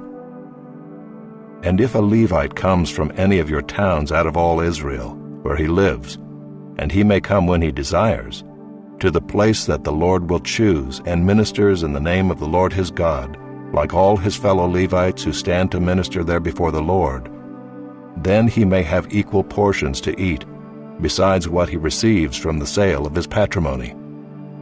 When you come into the land that the Lord your God is giving you, you shall not learn to follow the abominable practices of those nations. There shall not be found among you anyone who burns his son or his daughter as an offering, anyone who practices divination or tells fortunes, or interprets omens, or a sorcerer, or a charmer, or a medium, or a necromancer, or one who inquires of the dead. For whoever does these things is an abomination to the Lord. And because of these abominations, the Lord your God is driving them out before you. You shall be blameless before the Lord your God, for these nations which you are about to dispossess listen to fortune-tellers and to diviners. But as for you, the Lord your God has not allowed you to do this. The Lord your God will raise up for you a prophet like me from among you, from your brothers. It is to him you shall listen, just as you desired of the Lord your God at Horeb on the day of the assembly, when you said, Let me not hear again the voice of the Lord my God, or see this great fire any more, lest I die. And the Lord said to me, They are right in what they have spoken. I will raise up for them a prophet like you from among their brothers. And I will put my words in his mouth, and he shall speak to them all that I command him. And whoever will not listen to my words that he shall speak in my name, I myself will require it of him. But the prophet who presumes to speak a word in my name that I have not commanded him to speak, or who speaks in the name of other gods, that same prophet shall die. And if you say in your heart, How may we know the word that the Lord has not spoken? When a prophet speaks in the name of the Lord, if the word does not come to pass or come true, that is a word that the Lord has not spoken. The prophet has spoken it presumptuously. You need not be afraid of him. Chapter 19. When the Lord your God cuts off the nations whose land the Lord your God is giving you, and you dispossess them and dwell in their cities and in their houses, you shall set apart 3 cities for yourselves in the land that the Lord your God is giving you to possess. You shall measure the distances and divide into 3 parts the area of the land that the Lord your God gives you as a possession, so that any manslayer can flee to them. This is the provision for the manslayer, who by fleeing there may save his life. If anyone kills his neighbor unintentionally without having hated him in the past, as when someone goes into the forest with his neighbor to cut wood, and his hand swings the axe to cut down a tree, and the head slips from the handle and strikes his neighbor so that he dies, he may flee to one of these cities and live, lest the avenger of blood in hot anger pursue the manslayer and overtake him, because the way is long, and strike him fatally, though the man did not deserve to die, since he had not hated his neighbor in the past. Therefore I command you, you shall set apart 3 cities. And if the Lord your God enlarges your territory, as he has sworn to your fathers, and gives you all the land that he promised to give to your fathers, provided you are careful to keep all this commandment, which I command you today, by loving the Lord your God and by walking ever in his ways, then you shall add 3 other cities to these 3, lest innocent blood be shed in your land that the Lord your God is giving you for an inheritance, and so the guilt of bloodshed be upon you. But if anyone hates his neighbor and lies in wait for him and attacks him and strikes him fatally so that he dies, and he flees into one of these cities, then the elders of his city shall send and take him from there and hand him over to the avenger of blood so that he may die. Your eye shall not pity him, but you shall purge the guilt of innocent blood from Israel, so that it may be well with you. You shall not move your neighbor's landmark which the men of old have set, in the inheritance that you will hold in the land that the Lord your God is giving you to possess. A single witness shall not suffice against a person for any crime or for any wrong in connection with any offense that he has committed. Only on the evidence of 2 witnesses or of 3 witnesses shall a charge be established. If a malicious witness arises to accuse a person of wrongdoing, then both parties to the dispute shall appear before the Lord, before the priests and the judges who are in office in those days.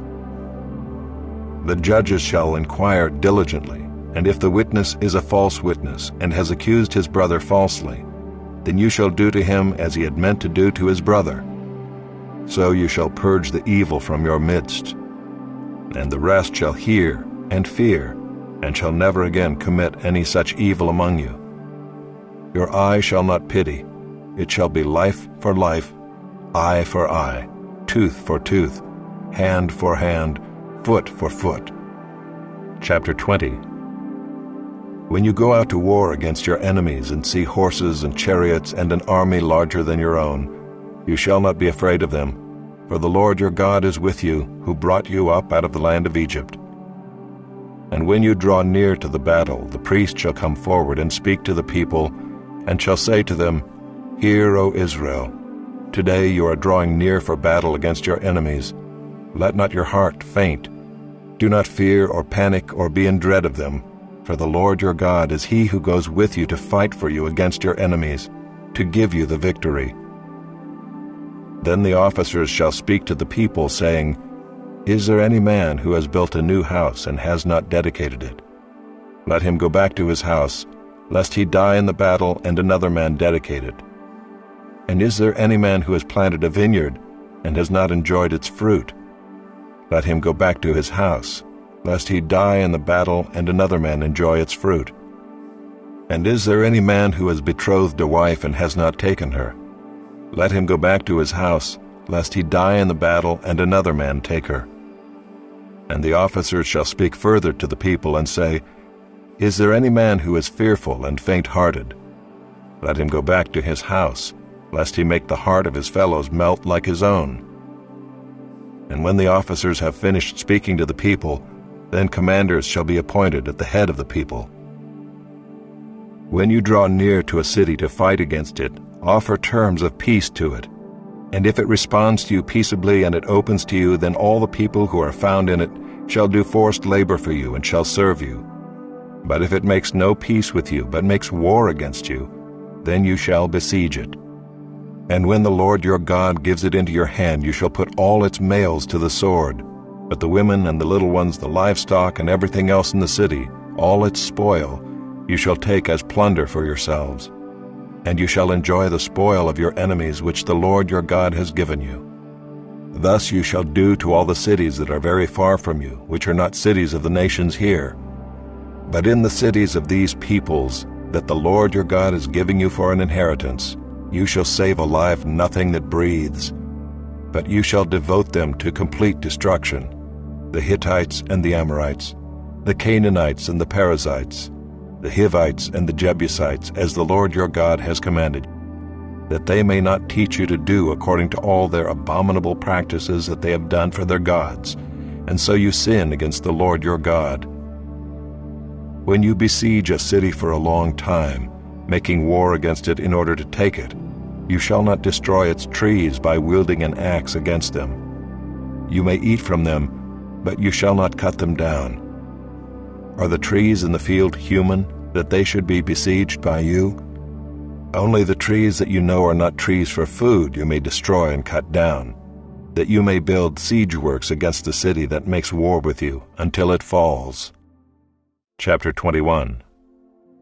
If in the land that the Lord your God is giving you to possess someone is found slain, lying in the open country, and it is not known who killed him, then your elders and your judges shall come out, and they shall measure the distance to the surrounding cities. And the elders of the city that is nearest to the slain man shall take a heifer that has never been worked and that is not pulled in a yoke. And the elders of that city shall bring the heifer down to a valley with running water, which is neither plowed nor sown, and shall break the heifer's neck there in the valley. Then the priests, the sons of Levi, shall come forward, for the Lord your God has chosen them to minister to him, and to bless in the name of the Lord.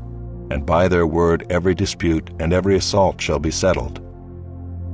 And all the elders of that city nearest to the slain man shall wash their hands over the heifer whose neck was broken in the valley, and they shall testify, Our hands did not shed this blood, nor did our eyes see it shed. Accept atonement, O Lord, for your people Israel, whom you have redeemed, and do not set the guilt of innocent blood in the midst of your people Israel, so that their blood guilt be atoned for. So you shall purge the guilt of innocent blood from your midst, when you do what is right in the sight of the Lord. When you go out to war against your enemies, and the Lord your God gives them into your hand, and you take them captive, and you see among the captives a beautiful woman, and you desire to take her to be your wife, and you bring her home to your house, she shall shave her head and pare her nails. And she shall take off the clothes in which she was captured, and shall remain in your house, and lament her father and her mother a full month. After that you may go into her, and be her husband, and she shall be your wife. But if you no longer delight in her, you shall let her go where she wants. But you shall not sell her for money, nor shall you treat her as a slave, since you have humiliated her. If a man has 2 wives, the one loved and the other unloved, and both the loved and the unloved have borne him children, and if the firstborn son belongs to the unloved, then on the day when he assigns his possessions as an inheritance to his sons, he may not treat the son of the loved as the firstborn in preference to the son of the unloved, who is the firstborn, but he shall acknowledge the firstborn, the son of the unloved, by giving him a double portion of all that he has, for he is the firstfruits of his strength. The right of the firstborn is his. If a man has a stubborn and rebellious son who will not obey the voice of his father or the voice of his mother, and though they discipline him, will not listen to them, then his father and his mother shall take hold of him and bring him out to the elders of his city at the gate of the place where he lives. And they shall say to the elders of his city, "This our son is stubborn and rebellious. He will not obey our voice. He is a glutton and a drunkard." Then all the men of the city shall stone him to death with stones. So you shall purge the evil from your midst, and all Israel shall hear and fear. And if a man has committed a crime punishable by death, and he is put to death, and you hang him on a tree, his body shall not remain all night on the tree, but you shall bury him the same day, for a hanged man is cursed by God. You shall not defile the land that the Lord your God is giving you for an inheritance. Chapter 22. You shall not see your brother's ox or his sheep going astray, and ignore them. You shall take them back to your brother. And if he does not live near you, and you do not know who he is, you shall bring it home to your house, and it shall stay with you until your brother seeks it. Then you shall restore it to him. And you shall do the same with his donkey, or with his garment, or with any lost thing of your brother's, which he loses and you find. You may not ignore it. You shall not see your brother's donkey or his ox fallen down by the way and ignore them. You shall help him to lift them up again. A woman shall not wear a man's garment, nor shall a man put on a woman's cloak. For whoever does these things is an abomination to the Lord your God. If you come across a bird's nest in any tree or on the ground, with young ones or eggs, and the mother sitting on the young or on the eggs, you shall not take the mother with the young. You shall let the mother go, but the young you may take for yourself, that it may go well with you, and that you may live long. When you build a new house, you shall make a parapet for your roof, that you may not bring the guilt of blood upon your house, if anyone should fall from it. You shall not sow your vineyard with 2 kinds of seed, lest the whole yield be forfeited, the crop that you have sown, and the yield of the vineyard. You shall not plow with an ox and a donkey together. You shall not wear cloth of wool and linen mixed together. You shall make yourself tassels on the 4 corners of the garment with which you cover yourself. If any man takes a wife and goes into her and then hates her and accuses her of misconduct and brings a bad name upon her, saying, "I took this woman, and when I came near her I did not find in her evidence of virginity," then the father of the young woman and her mother shall take and bring out the evidence of her virginity to the elders of the city in the gate. And the father of the young woman shall say to the elders, "I gave my daughter to this man to marry, and he hates her. And behold, he has accused her of misconduct, saying, I did not find in your daughter evidence of virginity. And yet this is the evidence of my daughter's virginity." And they shall spread the cloak before the elders of the city. Then the elders of that city shall take the man and whip him, and they shall fine him 100 shekels of silver, and give them to the father of the young woman, because he has brought a bad name upon a virgin of Israel. And she shall be his wife. He may not divorce her all his days. But if the thing is true, that evidence of virginity was not found in the young woman, then they shall bring out the young woman to the door of her father's house, and the men of her city shall stone her to death with stones, because she has done an outrageous thing in Israel by whoring in her father's house. So you shall purge the evil from your midst. If a man is found lying with the wife of another man, both of them shall die, the man who lay with the woman and the woman. So you shall purge the evil from Israel. If there is a betrothed virgin, and a man meets her in the city and lies with her, then you shall bring them both out to the gate of that city, and you shall stone them to death with stones, the young woman because she did not cry for help though she was in the city, and the man because he violated his neighbor's wife. So you shall purge the evil from your midst. But if in the open country a man meets a young woman who is betrothed, and the man seizes her and lies with her, then only the man who lay with her shall die. But you shall do nothing to the young woman. She has committed no offense punishable by death. For this case is like that of a man attacking and murdering his neighbor, because he met her in the open country, and though the betrothed young woman cried for help, there was no one to rescue her. If a man meets a virgin who is not betrothed, and seizes her and lies with her, and they are found, then the man who lay with her shall give to the father of the young woman 50 shekels of silver, and she shall be his wife, because he has violated her. He may not divorce her all his days. A man shall not take his father's wife, so that he does not uncover his father's nakedness. Chapter 23. No one whose testicles are crushed or whose male organ is cut off shall enter the assembly of the Lord. No one born of a forbidden union may enter the assembly of the Lord. Even to the 10th generation, none of his descendants may enter the assembly of the Lord. No Ammonite or Moabite may enter the assembly of the Lord.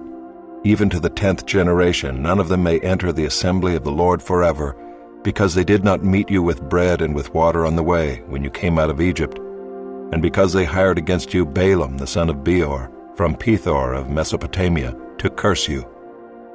But the Lord your God would not listen to Balaam. Instead, the Lord your God turned the curse into a blessing for you, because the Lord your God loved you. You shall not seek their peace or their prosperity all your days forever. You shall not abhor an Edomite, for he is your brother. You shall not abhor an Egyptian, because you were a sojourner in his land. Children born to them in the 3rd generation may enter the assembly of the Lord. When you are encamped against your enemies, then you shall keep yourself from every evil thing. If any man among you becomes unclean because of a nocturnal emission, then he shall go outside the camp.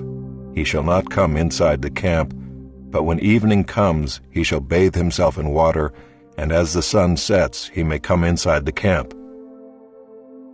You shall have a place outside the camp, and you shall go out to it. And you shall have a trowel with your tools, and when you sit down outside, you shall dig a hole with it, and turn back and cover up your excrement. Because the Lord your God walks in the midst of your camp, to deliver you and to give up your enemies before you, therefore your camp must be holy, so that he may not see anything indecent among you and turn away from you. You shall not give up to his master a slave who has escaped from his master to you.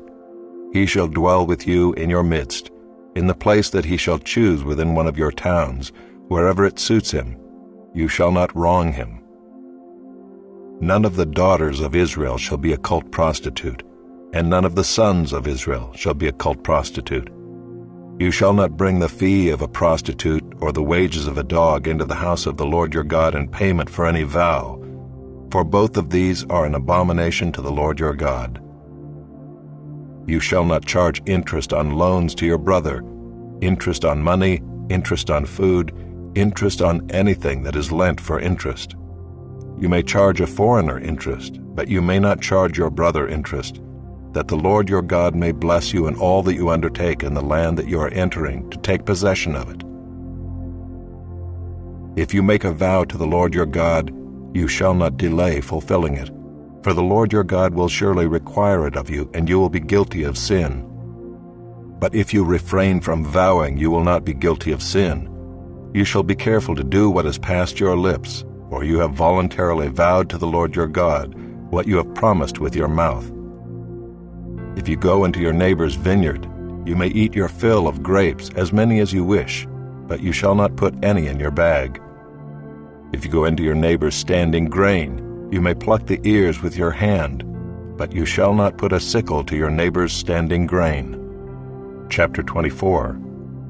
When a man takes a wife and marries her, if then she finds no favor in his eyes because he has found some indecency in her, and he writes her a certificate of divorce, and puts it in her hand and sends her out of his house, and she departs out of his house. And if she goes and becomes another man's wife, and the latter man hates her and writes her a certificate of divorce, and puts it in her hand and sends her out of his house, or if the latter man dies, who took her to be his wife, then her former husband, who sent her away, may not take her again to be his wife after she has been defiled, for that is an abomination before the Lord. And you shall not bring sin upon the land that the Lord your God is giving you for an inheritance. When a man is newly married, he shall not go out with the army or be liable for any other public duty. He shall be free at home 1 year to be happy with his wife whom he has taken.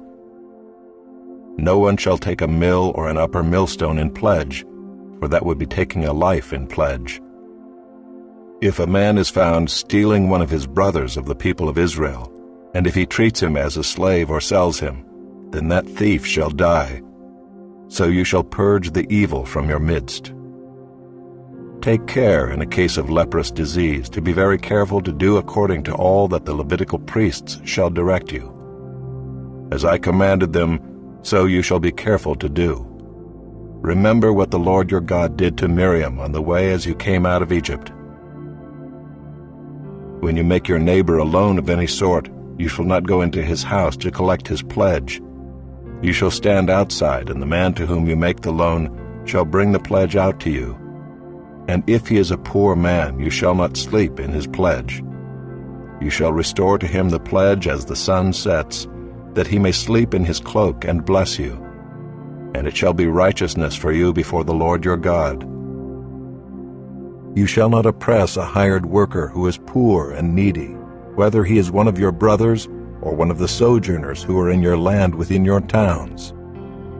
You shall give him his wages on the same day, before the sun sets, for he is poor and counts on it, lest he cry against you to the Lord and you be guilty of sin. Fathers shall not be put to death because of their children, nor shall children be put to death because of their fathers. Each one shall be put to death for his own sin. You shall not pervert the justice due to the sojourner or to the fatherless, or take a widow's garment in pledge. But you shall remember that you were a slave in Egypt, and the Lord your God redeemed you from there. Therefore I command you to do this.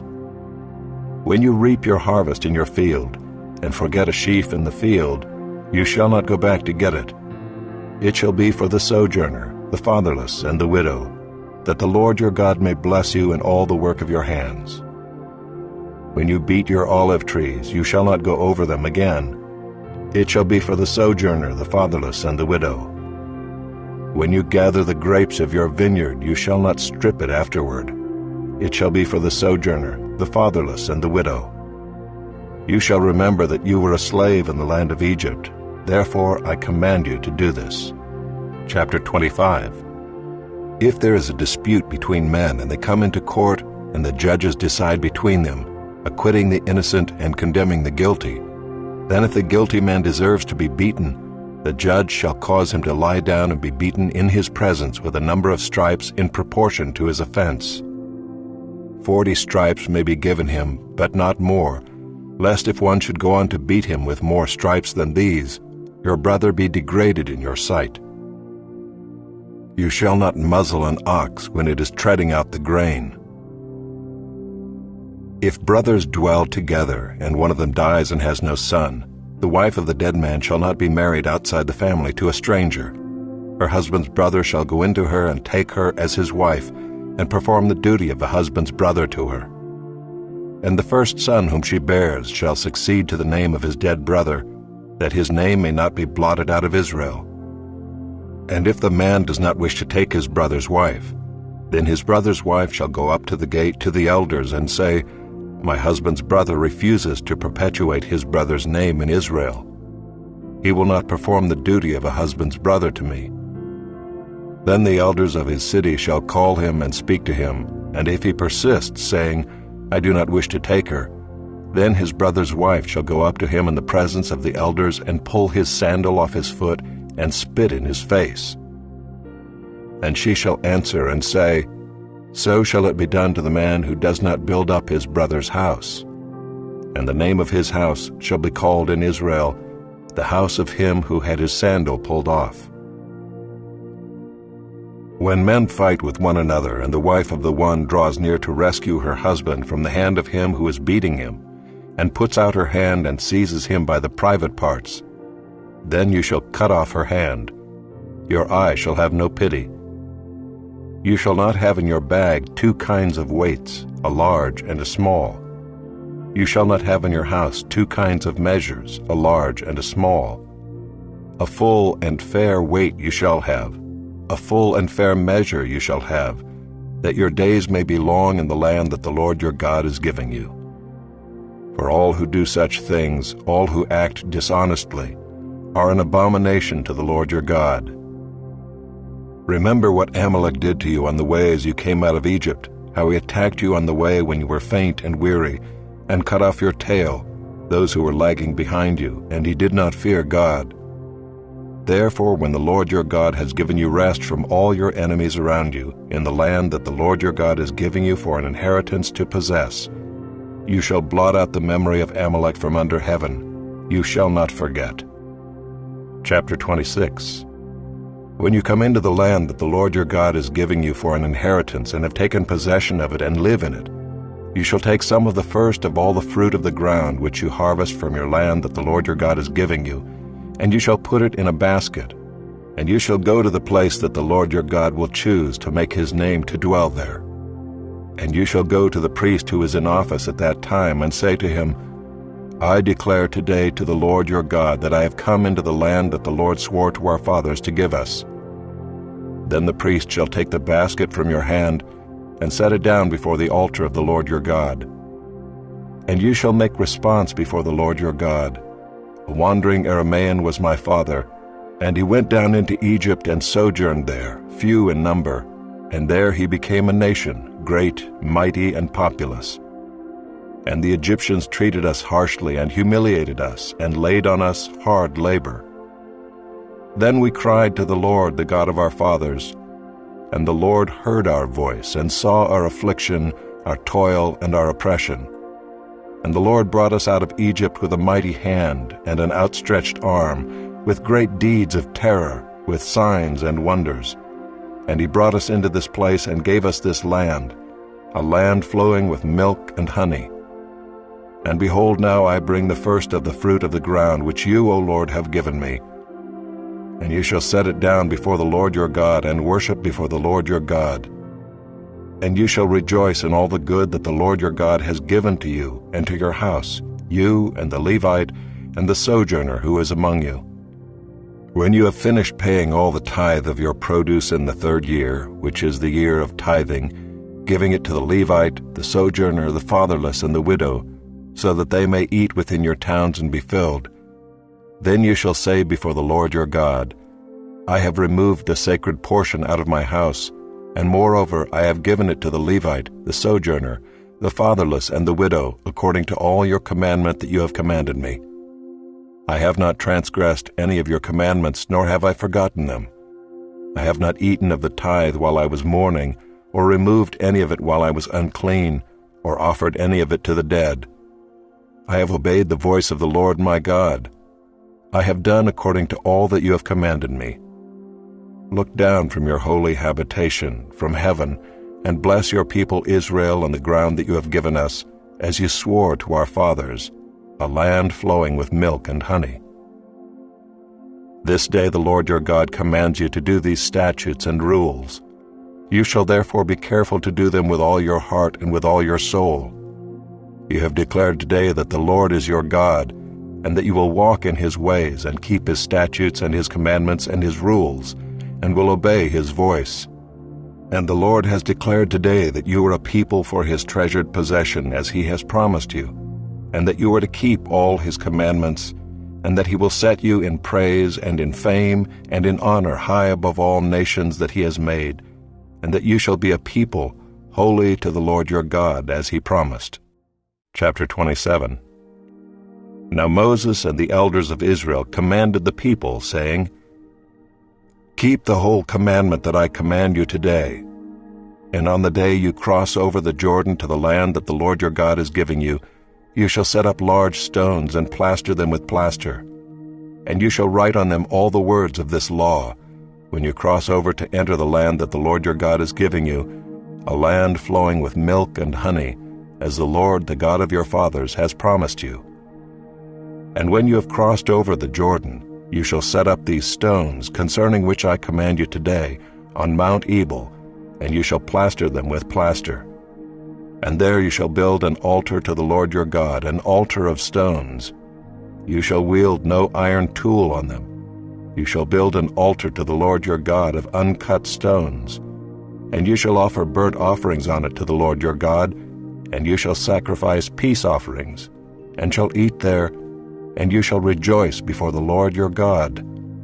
And you shall write on the stones all the words of this law very plainly. Then Moses and the Levitical priests said to all Israel, Keep silence and hear, O Israel. This day you have become the people of the Lord your God. You shall therefore obey the voice of the Lord your God, keeping his commandments and his statutes, which I command you today. That day Moses charged the people, saying, When you have crossed over the Jordan, these shall stand on Mount Gerizim to bless the people: Simeon, Levi, Judah, Issachar, Joseph, and Benjamin. And these shall stand on Mount Ebal for the curse: Reuben, Gad, Asher, Zebulun, Dan, and Naphtali. And the Levites shall declare to all the men of Israel in a loud voice, Cursed be the man who makes a carved or cast metal image, an abomination to the Lord, a thing made by the hands of a craftsman, and sets it up in secret. And all the people shall answer and say, Amen. Cursed be anyone who dishonors his father or his mother. And all the people shall say, Amen. Cursed be anyone who moves his neighbor's landmark. And all the people shall say, Amen. Cursed be anyone who misleads a blind man on the road. And all the people shall say, Amen. Cursed be anyone who perverts the justice due to the sojourner, the fatherless, and the widow. And all the people shall say, Amen. Cursed be anyone who lies with his father's wife, because he has uncovered his father's nakedness. And all the people shall say, Amen. Cursed be anyone who lies with any kind of animal. And all the people shall say, Amen. Cursed be anyone who lies with his sister, whether the daughter of his father or the daughter of his mother. And all the people shall say, Amen. Cursed be anyone who lies with his mother-in-law. And all the people shall say, Amen. Cursed be anyone who strikes down his neighbor in secret. And all the people shall say, Amen. Cursed be anyone who takes a bribe to shed innocent blood. And all the people shall say, Amen. Cursed be anyone who does not confirm the words of this law by doing them. And all the people shall say, Amen. Chapter 28. And if you faithfully obey the voice of the Lord your God, being careful to do all his commandments that I command you today, the Lord your God will set you high above all the nations of the earth. And all these blessings shall come upon you and overtake you, if you obey the voice of the Lord your God. Blessed shall you be in the city, and blessed shall you be in the field. Blessed shall be the fruit of your womb, and the fruit of your ground, and the fruit of your cattle, the increase of your herds, and the young of your flock. Blessed shall be your basket and your kneading bowl. Blessed shall you be when you come in, and blessed shall you be when you go out. The Lord will cause your enemies who rise against you to be defeated before you. They shall come out against you one way and flee before you 7 ways. The Lord will command the blessing on you in your barns and in all that you undertake. And he will bless you in the land that the Lord your God is giving you. The Lord will establish you as a people holy to himself, as he has sworn to you, if you keep the commandments of the Lord your God and walk in his ways. And all the peoples of the earth shall see that you are called by the name of the Lord, and they shall be afraid of you. And the Lord will make you abound in prosperity, in the fruit of your womb, and in the fruit of your livestock, and in the fruit of your ground, within the land that the Lord swore to your fathers to give you. The Lord will open to you his good treasury, the heavens, to give the rain to your land in its season, and to bless all the work of your hands. And you shall lend to many nations, but you shall not borrow. And the Lord will make you the head and not the tail, and you shall only go up and not down, if you obey the commandments of the Lord your God, which I command you today, being careful to do them, and if you do not turn aside from any of the words that I command you today, to the right hand or to the left, to go after other gods to serve them. But if you will not obey the voice of the Lord your God, or be careful to do all his commandments and his statutes that I command you today, then all these curses shall come upon you and overtake you. Cursed shall you be in the city, and cursed shall you be in the field. Cursed shall be your basket and your kneading bowl. Cursed shall be the fruit of your womb and the fruit of your ground, the increase of your herds and the young of your flock. Cursed shall you be when you come in, and cursed shall you be when you go out. The Lord will send on you curses, confusion, and frustration in all that you undertake to do, until you are destroyed and perish quickly on account of the evil of your deeds, because you have forsaken me. The Lord will make the pestilence stick to you until he has consumed you off the land that you are entering to take possession of it. The Lord will strike you with wasting disease and with fever, inflammation and fiery heat, and with drought, and with blight, and with mildew. They shall pursue you until you perish, and the heavens over your head shall be bronze, and the earth under you shall be iron. The Lord will make the rain of your land powder. From heaven dust shall come down on you until you are destroyed.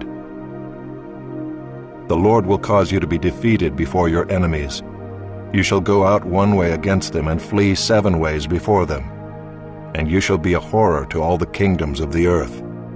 And your dead body shall be food for all birds of the air and for beasts of the earth, and there shall be no one to frighten them away. The Lord will strike you with the boils of Egypt, and with tumors and scabs and itch, of which you cannot be healed. The Lord will strike you with madness and blindness and confusion of mind, and you shall grope at noonday, as the blind grope in darkness, and you shall not prosper in your ways. And you shall be only oppressed and robbed continually, and there shall be no one to help you. You shall betroth a wife, but another man shall ravish her. You shall build a house, but you shall not dwell in it. You shall plant a vineyard, but you shall not enjoy its fruit. Your ox shall be slaughtered before your eyes, but you shall not eat any of it. Your donkey shall be seized before your face, but shall not be restored to you. Your sheep will be given to your enemies, but there shall be no one to help you. Your sons and your daughters shall be given to another people, while your eyes look on and fail with longing for them all day long, but you shall be helpless. A nation that you have not known shall eat up the fruit of your ground and of all your labors, and you shall be only oppressed and crushed continually, so that you are driven mad by the sights that your eyes see. The Lord will strike you on the knees and on the legs with grievous boils of which you cannot be healed, from the sole of your foot to the crown of your head. The Lord will bring you and your king whom you set over you to a nation that neither you nor your fathers have known, and there you shall serve other gods of wood and stone, and you shall become a horror, a proverb, and a byword among all the peoples where the Lord will lead you away. You shall carry much seed into the field, and shall gather in little, for the locust shall consume it. You shall plant vineyards and dress them, But you shall neither drink of the wine nor gather the grapes, for the worm shall eat them. You shall have olive trees throughout all your territory, but you shall not anoint yourself with the oil, for your olives shall drop off. You shall father sons and daughters, but they shall not be yours, for they shall go into captivity.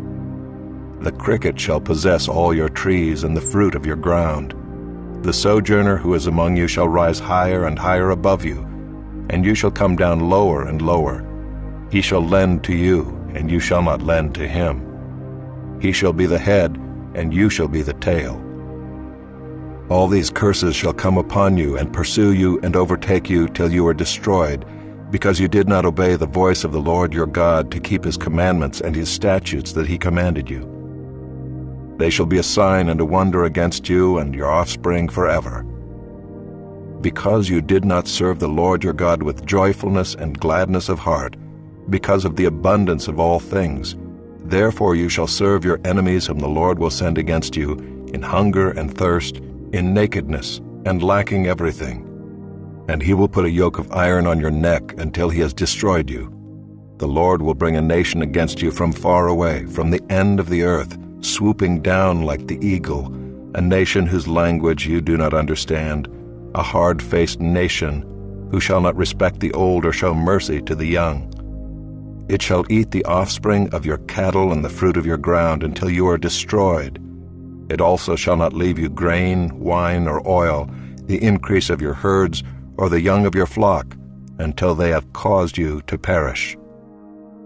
They shall besiege you in all your towns, until your high and fortified walls, in which you trusted, come down throughout all your land.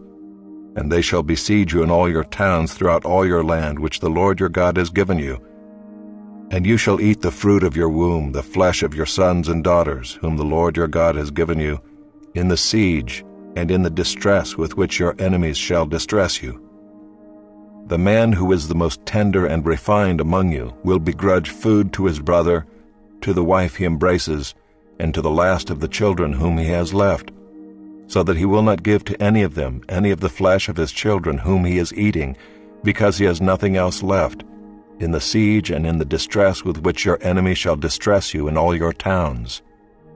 The most tender and refined woman among you, who would not venture to set the sole of her foot on the ground because she is so delicate and tender, will begrudge to the husband she embraces, to her son and to her daughter, her afterbirth that comes out from between her feet, and her children whom she bears, because lacking everything she will eat them secretly, in the siege and in the distress with which your enemy shall distress you in your towns. If you are not careful to do all the words of this law that are written in this book, that you may fear this glorious and awesome name, the Lord your God, then the Lord will bring on you and your offspring extraordinary afflictions, afflictions severe and lasting, and sicknesses grievous and lasting. And he will bring upon you again all the diseases of Egypt, of which you were afraid, and they shall cling to you. Every sickness also and every affliction that is not recorded in the book of this law, the Lord will bring upon you until you are destroyed.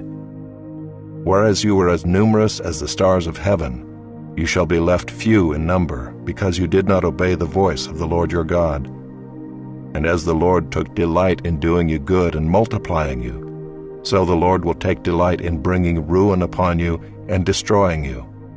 And you shall be plucked off the land that you are entering to take possession of it.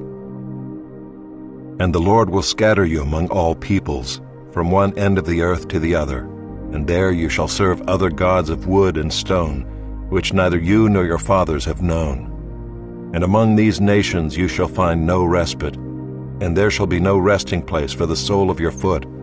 But the Lord will give you there a trembling heart and failing eyes, and a languishing soul.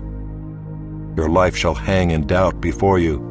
Night and day you shall be in dread, and have no assurance of your life. In the morning you shall say, "If only it were evening."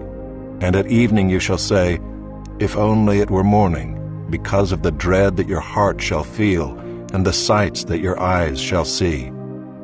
And the Lord will bring you back in ships to Egypt, a journey that I promised that you should never make again. and there you shall offer yourselves for sale to your enemies as male and female slaves, but there will be no buyer. Chapter 29. These are the words of the covenant that the Lord commanded Moses to make with the people of Israel in the land of Moab, besides the covenant that he had made with them at Horeb. And Moses summoned all Israel and said to them, You have seen all that the Lord did before your eyes in the land of Egypt, to Pharaoh and to all his servants and to all his land, the great trials that your eyes saw, the signs and those great wonders. But to this day the Lord has not given you a heart to understand, or eyes to see, or ears to hear. I have led you 40 years in the wilderness. Your clothes have not worn out on you, and your sandals have not worn off your feet. You have not eaten bread, and you have not drunk wine or strong drink, that you may know that I am the Lord your God. And when you came to this place, Sihon the king of Heshbon and Og the king of Bashan came out against us to battle, but we defeated them. We took their land and gave it for an inheritance to the Reubenites, the Gadites, and the half-tribe of the Manassites. Therefore keep the words of this covenant and do them, that you may prosper in all that you do. You are standing today, all of you, before the Lord your God, the heads of your tribes, your elders, and your officers, all the men of Israel, your little ones, your wives, and the sojourner who is in your camp, from the one who chops your wood to the one who draws your water, so that you may enter into the sworn covenant of the Lord your God, which the Lord your God is making with you today, that he may establish you today as his people, and that he may be your God as he promised you, and as he swore to your fathers, to Abraham, to Isaac, and to Jacob. It is not with you alone that I am making this sworn covenant, but with whoever is standing here with us today before the Lord our God, and with whoever is not here with us today. You know how we lived in the land of Egypt, and how we came through the midst of the nations through which you passed. And you have seen their detestable things, their idols of wood and stone, of silver and gold, which were among them. Beware lest there be among you a man or woman or clan or tribe whose heart is turning away today from the Lord our God to go and serve the gods of those nations. Beware lest there be among you a root bearing poisonous and bitter fruit, one who, when he hears the words of this sworn covenant, blesses himself in his heart, saying, I shall be safe, though I walk in the stubbornness of my heart. This will lead to the sweeping away of moist and dry alike. The Lord will not be willing to forgive him, but rather the anger of the Lord and his jealousy will smoke against that man, and the curses written in this book will settle upon him, and the Lord will blot out his name from under heaven. And the Lord will single him out from all the tribes of Israel for calamity, in accordance with all the curses of the covenant written in this book of the law. And the next generation, your children who rise up after you, and the foreigner who comes from a far land, will say, when they see the afflictions of that land, and the sicknesses with which the Lord has made it sick, the whole land burned out with brimstone and salt, nothing sown and nothing growing, where no plant can sprout, an overthrow like that of Sodom and Gomorrah, Admah and Zeboim, which the Lord overthrew in his anger and wrath. All the nations will say, Why has the Lord done thus to this land? What caused the heat of this great anger? Then people will say, It is because they abandoned the covenant of the Lord, the God of their fathers, which he made with them when he brought them out of the land of Egypt, and went and served other gods and worshipped them, gods whom they had not known and whom he had not allotted to them. Therefore the anger of the Lord was kindled against this land, bringing upon it all the curses written in this book. And the Lord uprooted them from their land in anger and fury and great wrath, and cast them into another land, as they are this day. The secret things belong to the Lord our God, but the things that are revealed belong to us and to our children forever, that we may do all the words of this law. Chapter 30. And when all these things come upon you, the blessing and the curse which I have set before you, and you call them to mind among all the nations where the Lord your God has driven you, and return to the Lord your God, you and your children, and obey his voice in all that I command you today, with all your heart and with all your soul, Then the Lord your God will restore your fortunes and have mercy on you, and he will gather you again from all the peoples where the Lord your God has scattered you. If your outcasts are in the uttermost parts of heaven, from there the Lord your God will gather you, and from there he will take you. And the Lord your God will bring you into the land that your fathers possessed, that you may possess it. And he will make you more prosperous and numerous than your fathers. And the Lord your God will circumcise your heart and the heart of your offspring, so that you will love the Lord your God with all your heart and with all your soul, that you may live. And the Lord your God will put all these curses on your foes and enemies who persecuted you. And you shall again obey the voice of the Lord and keep all his commandments that I command you today. The Lord your God will make you abundantly prosperous in all the work of your hand, in the fruit of your womb, and in the fruit of your cattle, and in the fruit of your ground.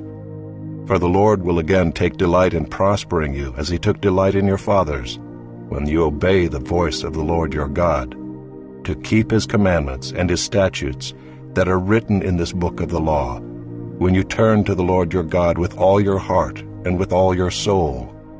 For this commandment that I command you today is not too hard for you, neither is it far off.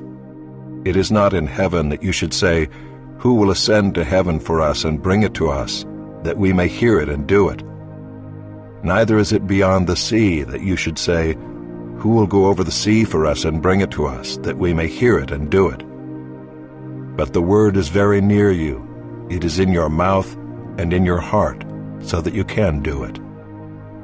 See, I have set before you today life and good, death and evil.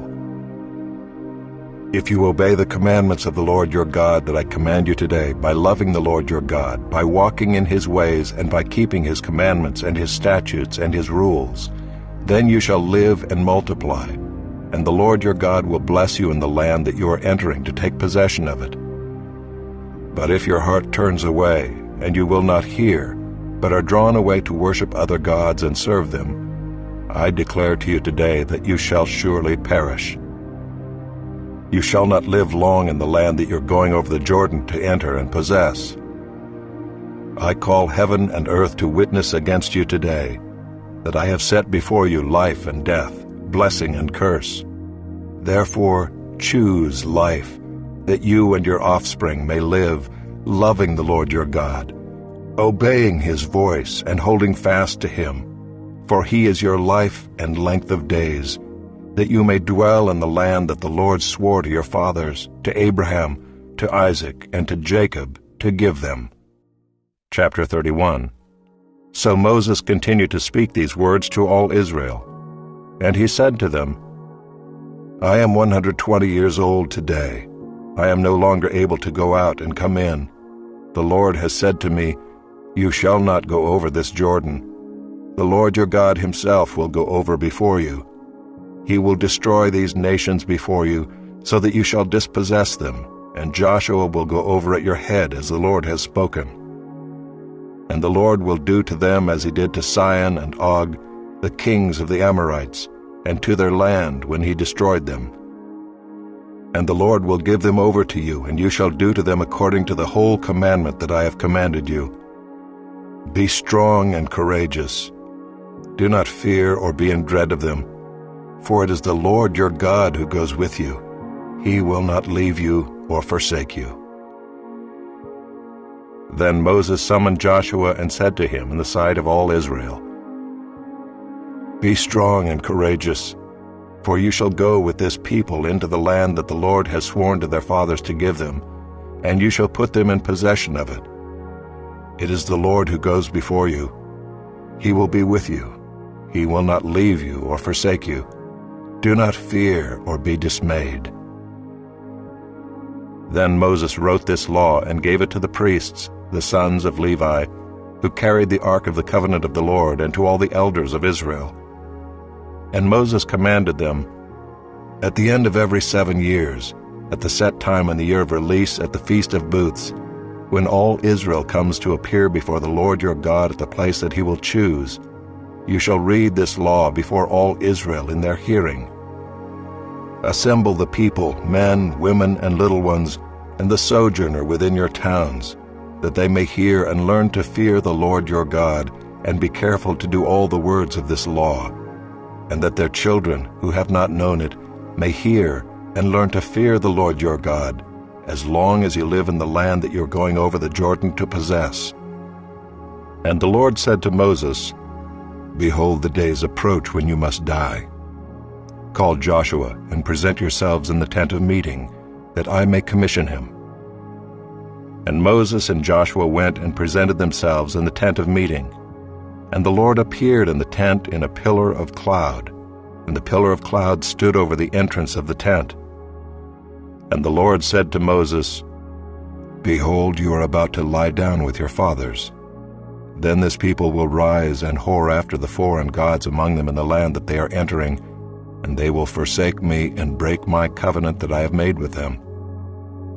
Then my anger will be kindled against them in that day, and I will forsake them and hide my face from them, and they will be devoured.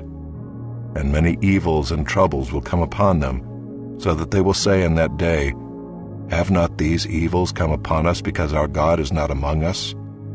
And I will surely hide my face in that day, because of all the evil that they have done, because they have turned to other gods. Now therefore write this song and teach it to the people of Israel. Put it in their mouths, that this song may be a witness for me against the people of Israel. For when I have brought them into the land flowing with milk and honey, which I swore to give to their fathers, and they have eaten and are full and grown fat, they will turn to other gods and serve them, and despise me and break my covenant. And when many evils and troubles have come upon them, this song shall confront them as a witness, for it will live unforgotten in the mouths of their offspring. For I know what they are inclined to do even today, before I have brought them into the land that I swore to give. So Moses wrote this song the same day and taught it to the people of Israel. And the Lord commissioned Joshua the son of Nun and said, Be strong and courageous, for you shall bring the people of Israel into the land that I swore to give them. I will be with you. When Moses had finished writing the words of this law in a book to the very end, Moses commanded the Levites who carried the ark of the covenant of the Lord, Take this book of the law and put it by the side of the ark of the covenant of the Lord your God, that it may be there for a witness against you. For I know how rebellious and stubborn you are.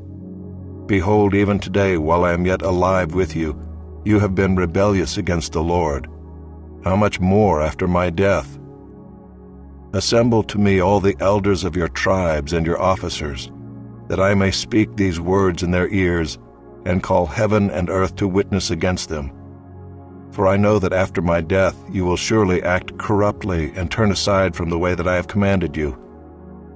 And in the days to come evil will befall you, because you will do what is evil in the sight of the Lord, provoking him to anger through the work of your hands. Then Moses spoke the words of this song until they were finished in the ears of all the assembly of Israel. Chapter 32. Give ear, O heavens, and I will speak, and let the earth hear the words of my mouth. May my teaching drop as the rain, my speech distill as the dew, like gentle rain upon the tender grass and like showers upon the herb. For I will proclaim the name of the Lord, ascribe greatness to our God. The rock, his work, is perfect, for all his ways are justice. A God of faithfulness and without iniquity, just and upright is he. They have dealt corruptly with him, they are no longer his children, because they are blemished. They are a crooked and twisted generation. Do you thus repay the Lord, you foolish and senseless people? Is not he your Father who created you, who made you and established you? Remember the days of old, consider the years of many generations. Ask your father, and he will show you, your elders, and they will tell you. When the Most High gave to the nations their inheritance, when he divided mankind, he fixed the borders of the peoples according to the number of the sons of God. But the Lord's portion is his people, Jacob his allotted heritage. He found him in a desert land, and in the howling waste of the wilderness. He encircled him, he cared for him, he kept him as the apple of his eye. Like an eagle that stirs up its nest, that flutters over its young, spreading out its wings, catching them, bearing them on its pinions. The Lord alone guided him. No foreign god was with him. He made him ride on the high places of the land, and he ate the produce of the field, and he suckled him with honey out of the rock, and oil out of the flinty rock. Curds from the herd, and milk from the flock, with fat of lambs, rams of Bashan, and goats, with the very finest of the wheat, and you drank foaming wine made from the blood of the grape. But Jeshurun grew fat and kicked. You grew fat, stout, and sleek. Then he forsook God who made him, and scoffed at the rock of his salvation. They stirred him to jealousy with strange gods. With abominations they provoked him to anger. They sacrificed to demons that were no gods, to gods they had never known, to new gods that had come recently, whom your fathers had never dreaded. You were unmindful of the rock that bore you, and you forgot the God who gave you birth. The Lord saw it and spurned them because of the provocation of his sons and his daughters. And he said, I will hide my face from them. I will see what their end will be. For they are a perverse generation, children in whom is no faithfulness. They have made me jealous with what is no God. They have provoked me to anger with their idols. So I will make them jealous with those who are no people. I will provoke them to anger with a foolish nation. For a fire is kindled by my anger, and it burns to the depths of Sheol, devours the earth and its increase, and sets on fire the foundations of the mountains. And I will heap disasters upon them. I will spend my arrows on them. They shall be wasted with hunger, and devoured by plague, and poisonous pestilence. I will send the teeth of beasts against them, with the venom of things that crawl in the dust. Outdoors the sword shall be reeve, and indoors terror, for young man and woman alike, the nursing child with the man of gray hairs. I would have said, I will cut them to pieces. I will wipe them from human memory, had I not feared provocation by the enemy, lest their adversaries should misunderstand, lest they should say, Our hand is triumphant. It was not the Lord who did all this. For they are a nation void of counsel, and there is no understanding in them. If they were wise, they would understand this. They would discern their latter end. How could one have chased 1,000, and two have put 10,000 to flight, unless their rock had sold them, and the Lord had given them up? For their rock is not as our rock. Our enemies are by themselves. For their vine comes from the vine of Sodom, and from the fields of Gomorrah. Their grapes are grapes of poison, their clusters are bitter. Their wine is the poison of serpents, and the cruel venom of asps. Is not this laid up in store with me, sealed up in my treasuries? Vengeance is mine and recompense, for the time when their foot shall slip. For the day of their calamity is at hand, and their doom comes swiftly. For the Lord will vindicate his people and have compassion on his servants, when he sees that their power is gone, and there is none remaining, bond or free. Then he will say, Where are their gods, the rock in which they took refuge, who ate the fat of their sacrifices and drank the wine of their drink offering? Let them rise up and help you. Let them be your protection. See now that I, even I, am he, and there is no God beside me. I kill and I make alive. I wound and I heal, and there is none that can deliver out of my hand. For I lift up my hand to heaven and swear as I live forever, if I sharpen my flashing sword and my hand takes hold on judgment, I will take vengeance on my adversaries and will repay those who hate me. I will make my arrows drunk with blood, and my sword shall devour flesh, with the blood of the slain and the captives, from the long-haired heads of the enemy. Rejoice with him, O heavens, bow down to him all gods, for he avenges the blood of his children and takes vengeance on his adversaries. He repays those who hate him and cleanses his people's land. Moses came and recited all the words of this song in the hearing of the people, he and Joshua the son of Nun. And when Moses had finished speaking all these words to Israel, he said to them, "Take to heart all the words by which I am warning you today, that you may command them to your children, that they may be careful to do all the words of this law. For it is no empty word for you, but your very life. And by this word you shall live long in the land that you are going over the Jordan to possess." That very day the Lord spoke to Moses, "Go up this mountain of the Abarim, Mount Nebo, which is in the land of Moab, opposite Jericho, and view the land of Canaan, which I am giving to the people of Israel for a possession. And die on the mountain which you go up, and be gathered to your people, as Aaron your brother died in Mount Hor and was gathered to his people, because you broke faith with me in the midst of the people of Israel, at the waters of Meribah Kadesh, in the wilderness of Zin, and because you did not treat me as holy in the midst of the people of Israel. For you shall see the land before you, but you shall not go there, into the land that I am giving to the people of Israel." Chapter 33. This is the blessing with which Moses the man of God blessed the people of Israel before his death. He said, "The Lord came from Sinai and dawned from Seir upon us. He shone forth from Mount Paran. He came from the 10,000s of holy ones with flaming fire at his right hand. Yes, he loved his people. All his holy ones were in his hand. So they followed in your steps, receiving direction from you, when Moses commanded us a law as a possession for the assembly of Jacob.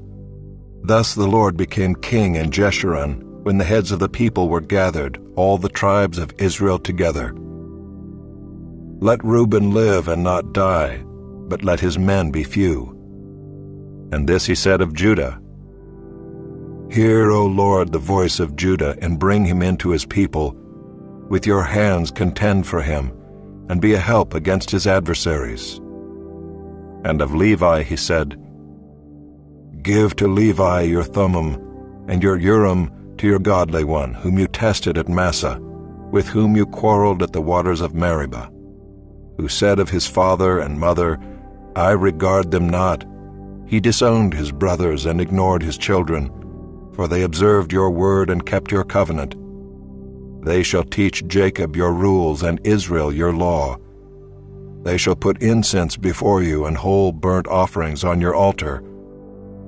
Bless, O Lord, his substance, and accept the work of his hands. Crush the loins of his adversaries and those who hate him, that they rise not again." Of Benjamin he said, "The beloved of the Lord dwells in safety. The high God surrounds him all day long and dwells between his shoulders." And of Joseph he said, "Blessed by the Lord be his land, with the choicest gifts of heaven above, and of the deep that crouches beneath, with the choicest fruits of the sun, and the rich yield of the months, with the finest produce of the ancient mountains, and the abundance of the everlasting hills, with the best gifts of the earth and its fullness, and the favor of him who dwells in the bush. May these rest on the head of Joseph, on the pate of him who is prince among his brothers. A firstborn bull, he has majesty, and his horns are the horns of a wild ox. With them he shall gore the peoples, all of them, to the ends of the earth. They are the 10,000s of Ephraim, and they are the thousands of Manasseh." And of Zebulun he said, "Rejoice, Zebulun, in your going out, and Issachar in your tents. They shall call peoples to their mountain. There they offer right sacrifices, for they draw from the abundance of the seas and the hidden treasures of the sand." And of Gad he said, "Blessed be he who enlarges Gad. Gad crouches like a lion, He tears off arm and scalp. He chose the best of the land for himself, for there a commander's portion was reserved, and he came with the heads of the people. With Israel he executed the justice of the Lord and his judgments for Israel. And of Dan he said, Dan is a lion's cub that leaps from Bashan. And of Naphtali he said, O Naphtali, sated with favor, and full of the blessing of the Lord, possess the lake and the south. And of Asher he said, Most blessed of sons be Asher. Let him be the favorite of his brothers, and let him dip his foot in oil. Your bars shall be iron and bronze, and as your days, so shall your strength be. There is none like God, O Jeshurun, who rides through the heavens to your help, through the skies in his majesty.